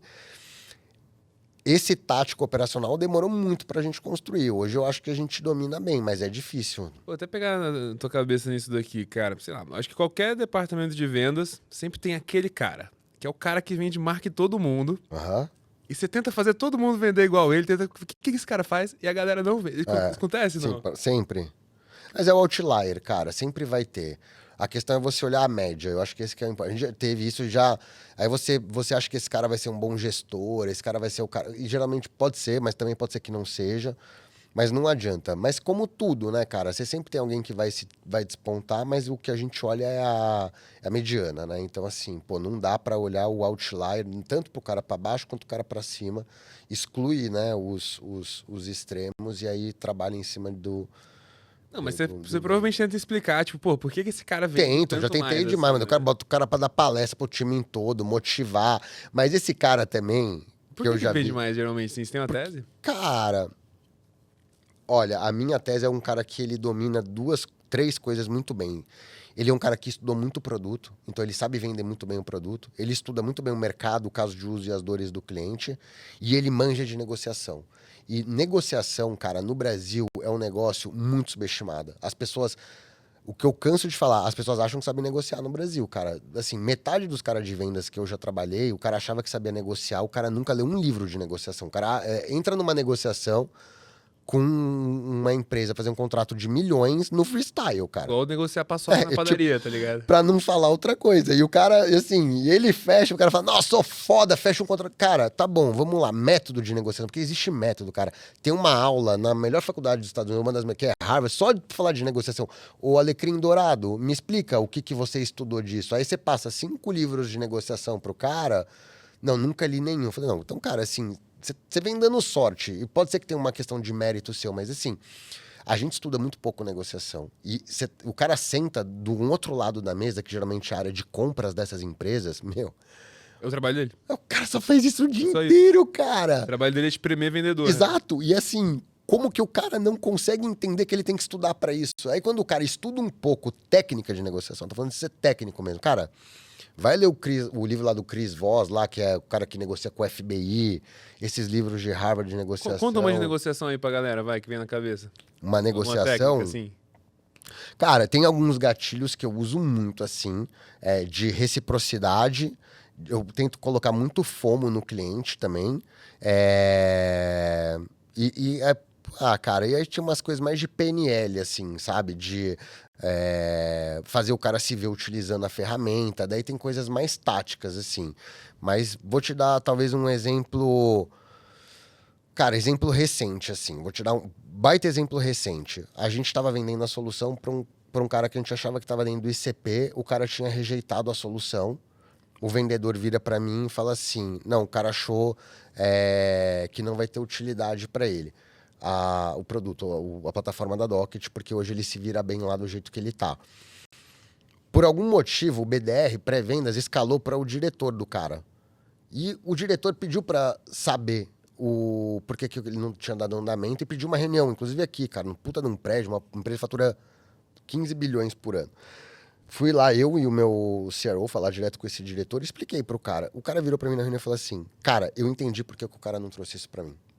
Porque eu vou mexer no headcount dele. Mas o vendedor, aí sabe assim, tava achando que era por outro motivo, porque não teve a leitura de que, cara, o ICP tá errado, e é um erro nosso, mas para aquele cara, é aquele cara que se sente ameaçado, então ele não queria levar isso para cima, porque o cara tem medo de perder capital político dentro da companhia, porque ele vai ter uma diminuição de headcount. Quando o cara poderia ver isso como, pô, tô usando IA na minha esteira, eu trouxe uma solução que tá trazendo mais receita para a empresa. Então, esse é um exemplo, mas se você deixa puramente sobre isso, o cara volta para você e fala: ah, não tem aderência. Não é isso. Tenta descobrir. Por isso que, em um determinado momento, você como fundador tem que se relacionar muito com o teu cliente, cara. Para mim, não existe você evoluir produto se você não estiver falando com o cliente, porque assim... Eu acho que até a venda, né, real, o marketing, tudo, né? Se você não tá passando tempo com o cliente, você começa a se distanciar e falar só com... Mas esse é um caso de, assim... Você vê, se eu começo a me basear só nesse tipo de informação, sabe? Isso muito no passado, você fala, cara, deixa eu entender o real motivo disso. E existe forma de você espremer isso, tecnicamente falando, do cara. Então, eu acho que hoje um cara que performa bem, que é esse outlier, é um cara que entende muito bem do produto, é um cara que tem muita técnica, principalmente de negociação. Tem a técnica de venda, assim, mas de negociação, acho que é onde a gente falha culturalmente Não, eu falando. acho que negociação, a maioria das pessoas imagina aquele negócio, tipo assim, negociação de preço, né? Tipo assim, pô, R$10. R$10, eu pago 2, tá ligado? Não, eu fui na concessionária comprar um carro e consegui 10% de desconto. Cara, não é isso, sabe? O cara que negociou com você, bro, o carro custava 10% a mais, tá ligado? Tipo isso, os caras não sabem isso. Ô, consegui 10. Cara, é exatamente isso, cara. Tipo, o cara já não entendeu o processo que o cara já meteu um acima pra ele te dar um desconto e você se sentir feliz. E a pessoa não consegue entender isso, entendeu? Que foi tudo planejado. Que é um pouco do que a gente vê até em redes sociais, cara. Que existe uma parada que te ativa um gatilho psicológico e aquilo já foi pensado. Porque o trabalho do cara é fazer aquilo todo dia, cara. Tu quer uma interessante, cara? Que é, tipo assim, você tá em jogo, né? Você já jogou jogo de celular, assim e tal, né? Aí você vai na loja do jogo, aí tem um bagulho assim que você vê lá, um bagulho, tipo, caralho, mano, quem que é o retardado que compra isso aqui, tá ligado? É muito caro, nem vai fazer tanta coisa aqui no jogo, tal, tipo, tem que ser muito burro pra comprar isso aqui. E aí, cara, passa 2 semanas e aí essa mesma parada vem com 90% de desconto. Aí você fica assim, caralho, bro, eu tenho que comprar agora. É a única oportunidade que eu vou ter na minha vida, tá ligado? Mas é real que ninguém compra o bagulho sem oferta, só que ele tá o tempo todo fazendo oferta, né? Então... é exatamente isso. Isso é muito louco. Mas, cara, a gente lida assim, acho que esses são vendedores que performam bem, mas é também reconhecer que vão ter sempre os que performam bem e cara, saber tratar isso, assim, sabe? Em time de vendas, você acha que o negócio é tipo assim, cara, tem um processo bem redondo pra você não errar ou tipo, pô, dá oportunidade e corta rápido? Cultura, cara. Time de vendas é cultura. Eu já errei muito nisso. Você pode ter o processo redondo, você pode ter o playbook, cara. Você não tem um cara com vontade de fazer a parada acontecer. É cultura, cara. E não é porque tá uma febre agora de se exaltar área comercial, mas assim, é cultura, cara. Porque eu já tive o processo redondo, mas com o cara que não tem garra, cara. O cara que, puta, não tá ali querendo morder o osso, entendeu? E muitas vezes, quando não tinha processos tão bem estruturados, mas você tem um cara determinado, o cara que gosta de ganhar dinheiro, o cara que, porra, se dedica, que faz qualificação bem feita, que tem um volume bacana de reuniões por semana, atividade-chave do cara super consistente, o cara performa sem playbook, cara. Então, assim... tem muito sobre... e é muito difícil contratar. E aí, esse é o grande problema, né? O Brasil viveu uma explosão de software, né? B2B, uma explosão, né? Saiu o e-commerce, entrou software B2B. E, cara, vendedor brotou de tudo que foi lugar, disputando até com grandes nomes de ERPs e etc. Então, cara, tem uma parada de ter muita gente que não que precisa se qualificar mais. E aí ou você treina ou você tenta contratar na cultura muito correta, cara.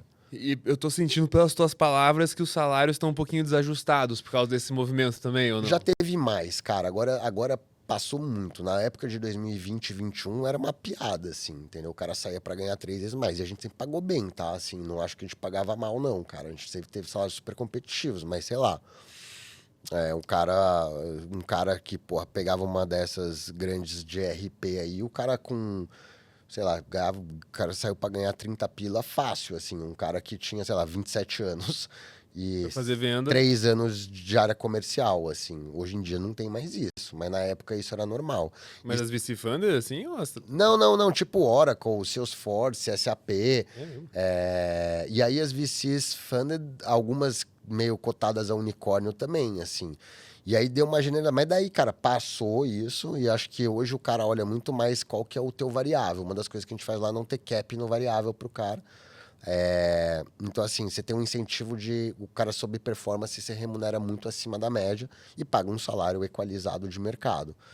Mas eu acho que já foi mais isso. Já teve. Como programador, né, cara? Que lembra, naquela época também tava um negócio. O programador, a coisa que eu sinto que, bem, o preço desajustou bizarramente, assim, né? Então os caras, tipo, tem gente hoje que tá 1 ano desempregada porque não aceita pegar um trabalho que ganhava É menos. mesmo? Caraca.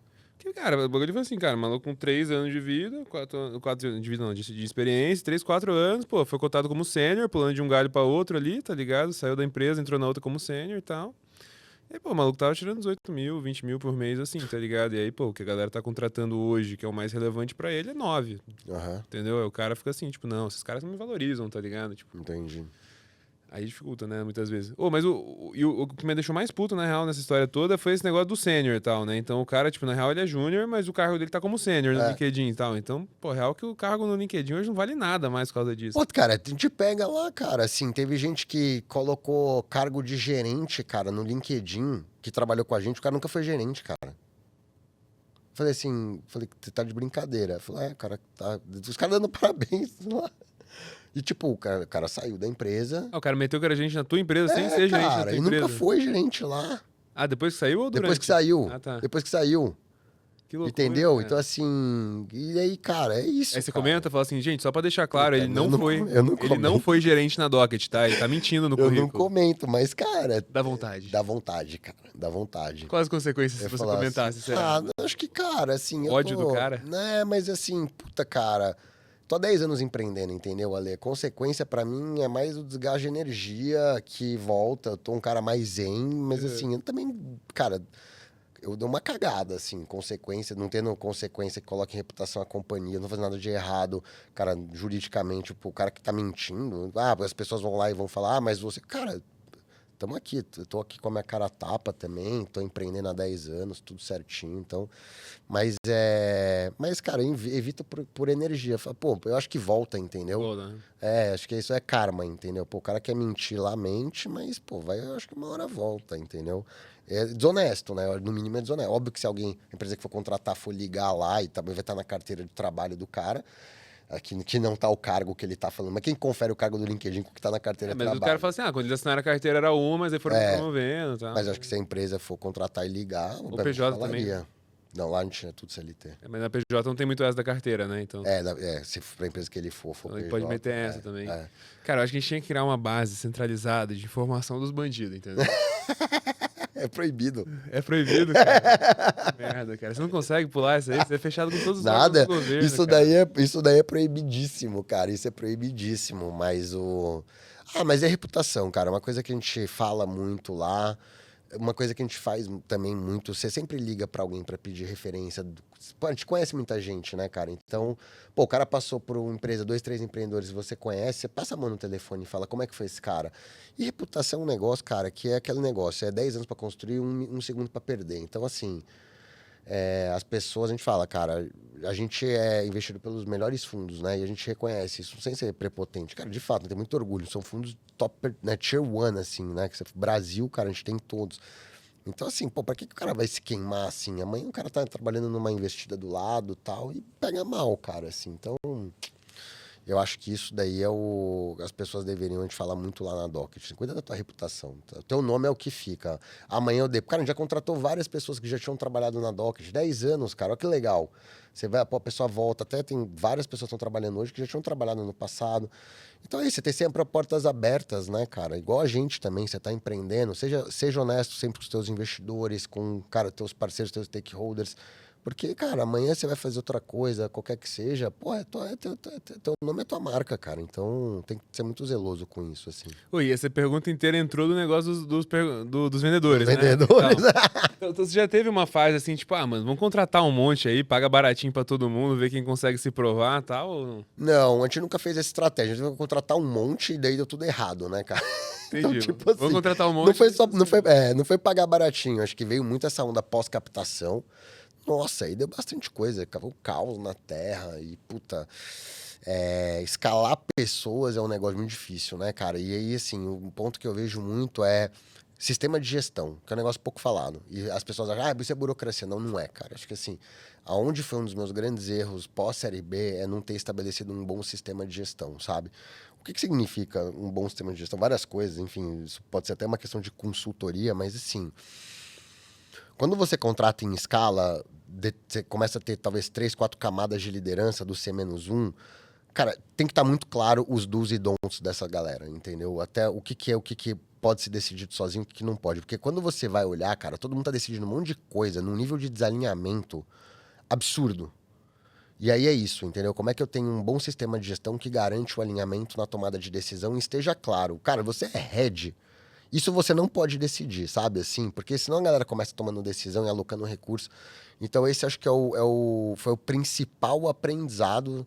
Se eu fosse falar, puta, vou escalar de novo, é ter um bom sistema de gestão. E fazer as coisas com mais calma, assim. Porque eu acho que quando você faz isso de contratar um monte em porrada... E geralmente você tem as coisas validadas. A não ser que você seja loucão que não tem as coisas validadas. Mas geralmente você tem as coisas validadas. Você fala assim, agora eu vou colocar mais recurso aqui, isso vai escalar. E, cara, não é assim que acontece. A execução do dia, para mim, é a execução do dia a dia, entendeu? E você tem uma tendência também, que é o outro aprendizado, cara, que é o seguinte, pô, beleza, agora crescemos, vamos contratar um monte de gente, eu vou me afastar um pouco. É aí que a merda começa a acontecer também, entendeu? Que é, cara, é muita gente nova, você já não tá naquele processo de ter entrevistado todas e você não tem um sistema de gestão estabelecido, cara... As coisas saem do controle muito fácil. As pessoas começam a desviar 10 graus por dia. A hora que você for ver, cara, um negócio que era pra ir pra direita de vendas, tá indo pra... Os caras lançaram canal, parceria, SMB, não sei o que, dando um exemplo, não foi? Mas assim, dá pra pensar, cara, em várias estratégias. Mas acaba um exemplo aí pra nós, mano. Cara, o negócio que deu errado nosso lá foi contas nomeadas, cara. A gente mudou uma estratégia comercial em 2023. Então a gente sai do modelo de... Para quem não conhece o modelo de outbound, né? Então era aquela venda, né? Pré-vendas, vendedor, onboarding, CSM, acaba com o time, tipo, acaba, né? A gente falou, cara, quem quiser vai ser named accounts agora, a galera quis, ficamos com 5 ou 6 vendedores, pegamos um pipeline de 100 maiores clientes do Brasil, falou, tem que converter isso no ano. E era só isso? Tipo, matou muito parte do time, assim, ou não? Deu tudo errado. Deu tudo errado. Aí foi quando eu comecei a ter ataque de ansiedade. Meus 2 problemas de cabeça foi com vendas, cara. Você vê que... Decisões radicais de vendas, né? Cara, isso foi 2023. A gente mudou o modelo. Cara, deu 6 meses. Eu falei, isso aqui não vai dar certo, cara. Tipo assim, seniorizamos pra caramba a gestão do time. Aí, beleza, vamos encaixar esse playbook. Eu aprovei, validei, faz sentido, beleza. Fomos pra execução. Eu me afastei. Aí, cara, passou um tempo, eu olhei... E tava bem, os números estavam vindo, mas o que eu não tava entendendo é que os números estavam vindo... De antigo, né? Isso, do ciclo anterior. E aí eu não tava olhando construção de pipeline futuro, porque eu falei, cara, o negócio tá endereçado, tem alguém super sênior tocando, o time sênior... E um dia, cara, que é o que eu falo pra quem trabalha na área comercial, você quer saber se vai bater a meta? Minha maior dica, assim, tá? Você quer saber se vai bater a meta? Olha quanto volume de reuniões do vendedor por semana. Pra mim não existe outro indicador, cara. Não é mandar e-mail, não é proposta na rua, não. Quantas reuniões esse cara tá fazendo por semana? Porque eu sei qual que é o número que o cara precisa fazer versus a taxa de conversão dele. E eu abri o HubSpot, cara, que é a ferramenta que a gente usa, e o cara tava fazendo, tipo, uma reunião na semana. Eu falei, fodeu, esse negócio fudeu geral. Aí, cara, deu ruinzaço, assim, deu ruinzaço. Aí eu fiz um turnaround, mandei todo mundo embora. E aí, Zerou o time de vendas? zerou, cara. Ficou tu?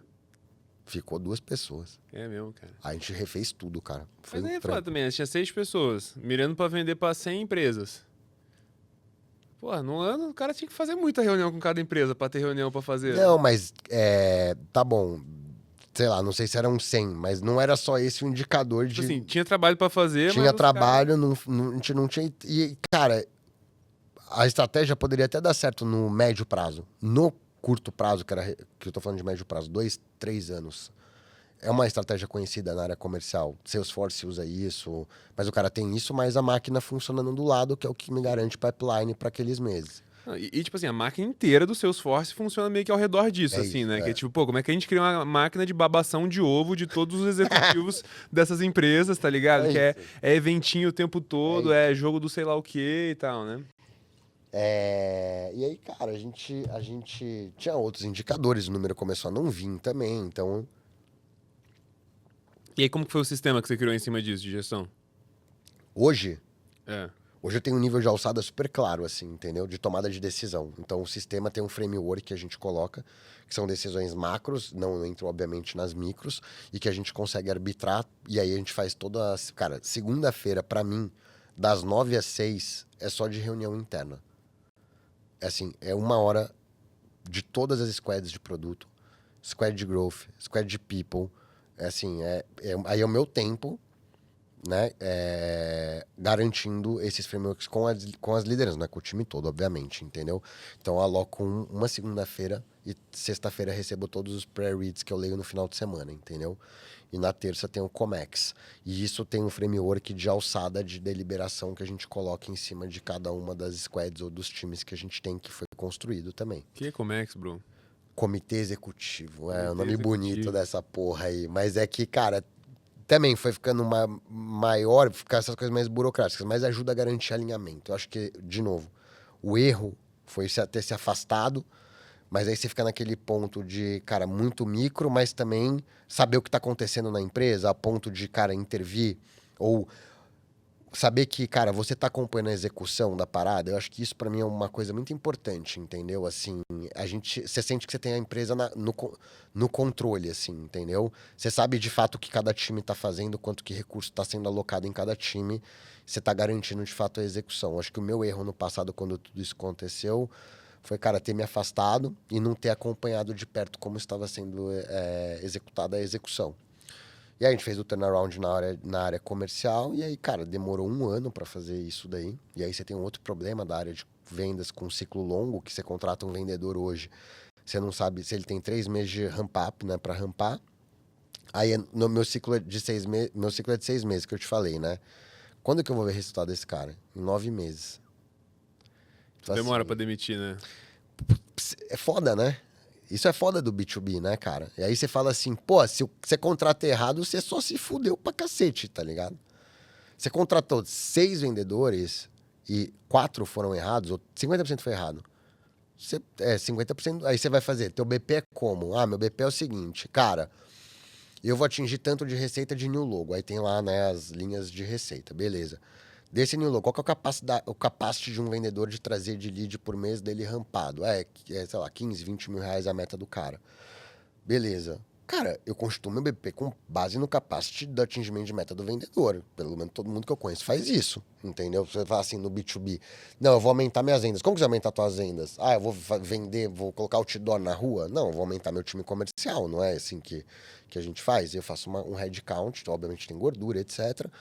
Então, assim, você contratou errado, dependendo, te prejudica muito no teu plano de negócio, entendeu? Então, é um negócio tricky, assim, você tem que equilibrar e tentar fazer a máquina o mais previsível possível, sim, que é ter os playbooks estruturados, mas só isso não garante se você contrata desalinhado ou se a pessoa tem alguma dificuldade. E o nosso papel sempre é dar muito... E tem outra coisa, treinamento, cara.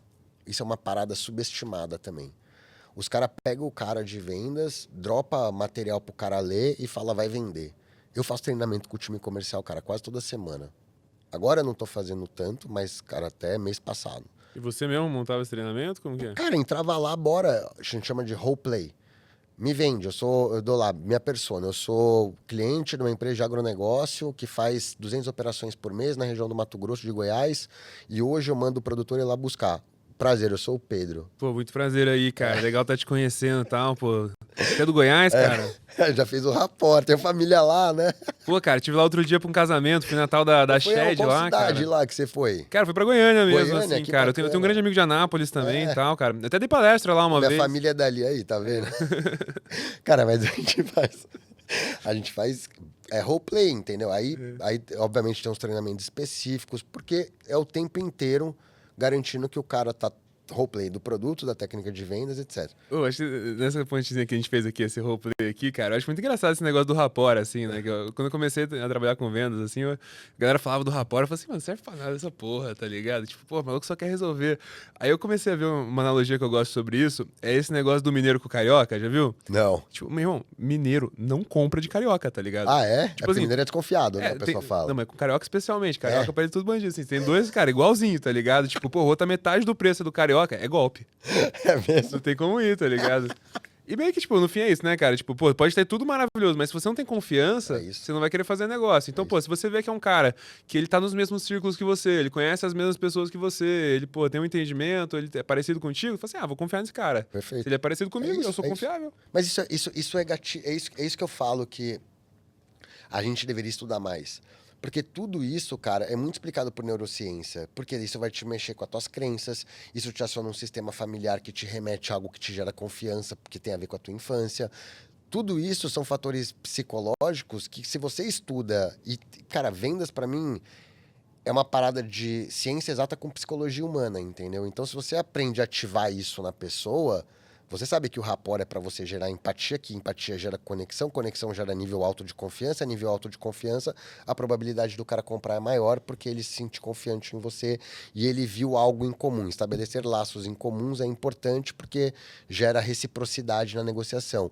Uma conversa idiota, que é se a sua família é do mesmo lugar que a dele ou se conhece a mesma cidade, você já estabeleceu uma conexão de vínculo com essa pessoa do que você chegar frio lá e não puxar um papo no papelzinho. E tem a cereja do bolo que a gente tá no Brasil, né, cara? Então, assim...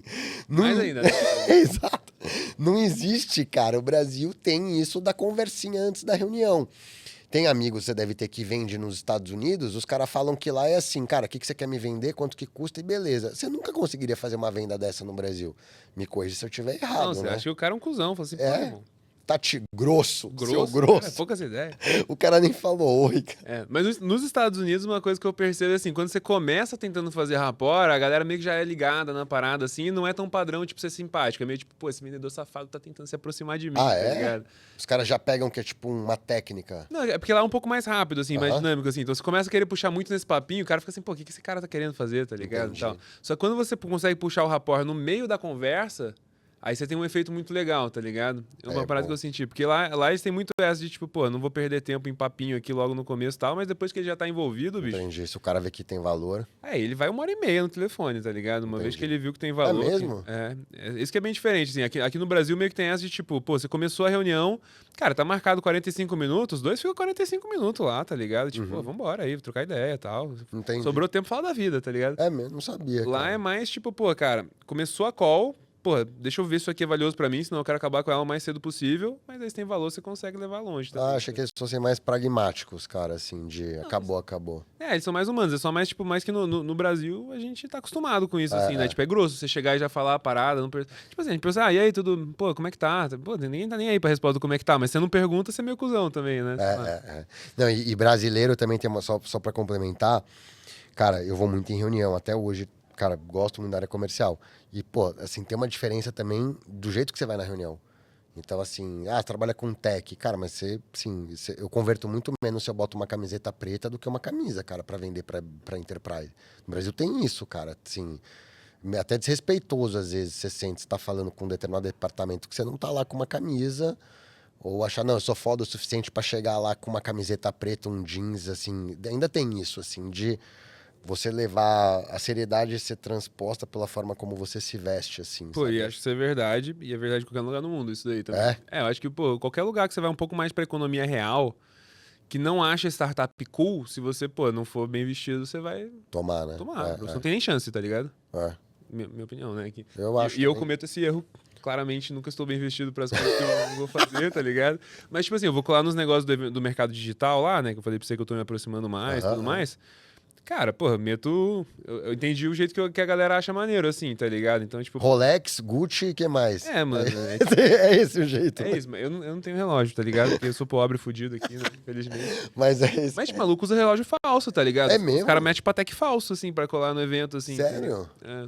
Caraca. Acho meio vergonhoso É isso. louco, mas é como o mercado funciona, né? Que os caras, acho que você passa, acham que passam credibilidade assim, né? Aí eu achei que a solução era usar um Apple Watch, né? Porque o Apple Watch é tipo assim, tipo, porra, mano, tô usando pela tecnologia, tá ligado? Só que aí o Apple Watch eu descobri que quem usa relógio virou o meme, né? Que é tipo, porra, mano, melhor não usar nada, tá ligado? É isso, os caras É verdade? falam, Não, falei. Os caras falam, cara, esses Garmin, Apple Watch, isso não é relógio, os caras que gostam de relógio. Eu gosto um pouco, mas assim, cara, nada ficcionado. Mas cara. teu aí é funcional, né? Não? Esse é funcional, cara. Mais do que ostentação, ou não? Não, esse daqui, cara, é um reloginho que é uma collab, que ficou bem famosinha da Omega com a Swatch. É um reloginho, cara, ele é de plástico, assim, um reloginho tranquilo, mas ele tem o seu estilinho, assim, tem o seu valor, entendeu? Ele mostra que você tava por dentro a ponto de conseguir pegar uma collab, assim. O que é legal, é trendy, né? Mas é um reloginho, cara, bacana. Cara, eu ganhei meu primeiro relógio com 15 anos, eu gosto de relógio. Então, assim, meu presente de aniversário de 15 anos foi um Swatch azul. Então, agora tá super na moda relógio. Eu sempre gostei de relógio. Eu sempre gostei, cara, relógio, carro, que são as coisas mais clichês, são coisas que realmente eu gosto. Eu fiz curso de direção, esse tipo de coisa. E relógio agora que tá na moda. Mas, cara, eu não sou o cara que gasta um tubo com relógio. Eu tenho ali uns reloginhos legais, mas também não sou desse de Patek. Porra, e eu acho, puta, sei lá, eu valorizo outras coisas, assim, não sei. Tipo, roupa também é um negócio que não me pega muito, mas eu entendo esse mercado do digital. Eu sigo muitos caras e, cara, assim, é uma parada de ostentação, assim, né? Pesada, né? Pesadíssimo. E a galera meio que zoa disso entre si também e tal. Já tá ficando um ponto que tá ficando mais Mas normalizado. tem a ver porque, né? porque o público compra se o cara. Porque isso, os cara, é de fato a psicologia do cara achar que o cara tem sucesso, daí então ele compra de quem tem sucesso, porque tem uma narrativa E por fica trás nessa, disso, né? né? Você comprou do cara da Ferrari, então você só vai ter sucesso quando você tiver a Ferrari e tal. Não, acabou nosso tempo, irmão. Você Não, acredita, tamo velho? junto. 1h50 já de episódio, velho. Cara, queria ir tão mais longe, cara. Mas brigadão por vir, adorei. Eu que agradeço. E, pô, se você ainda não fez, cara, segue, já curte aí o vídeo e tamo junto. Valeu. Valeu, pessoal.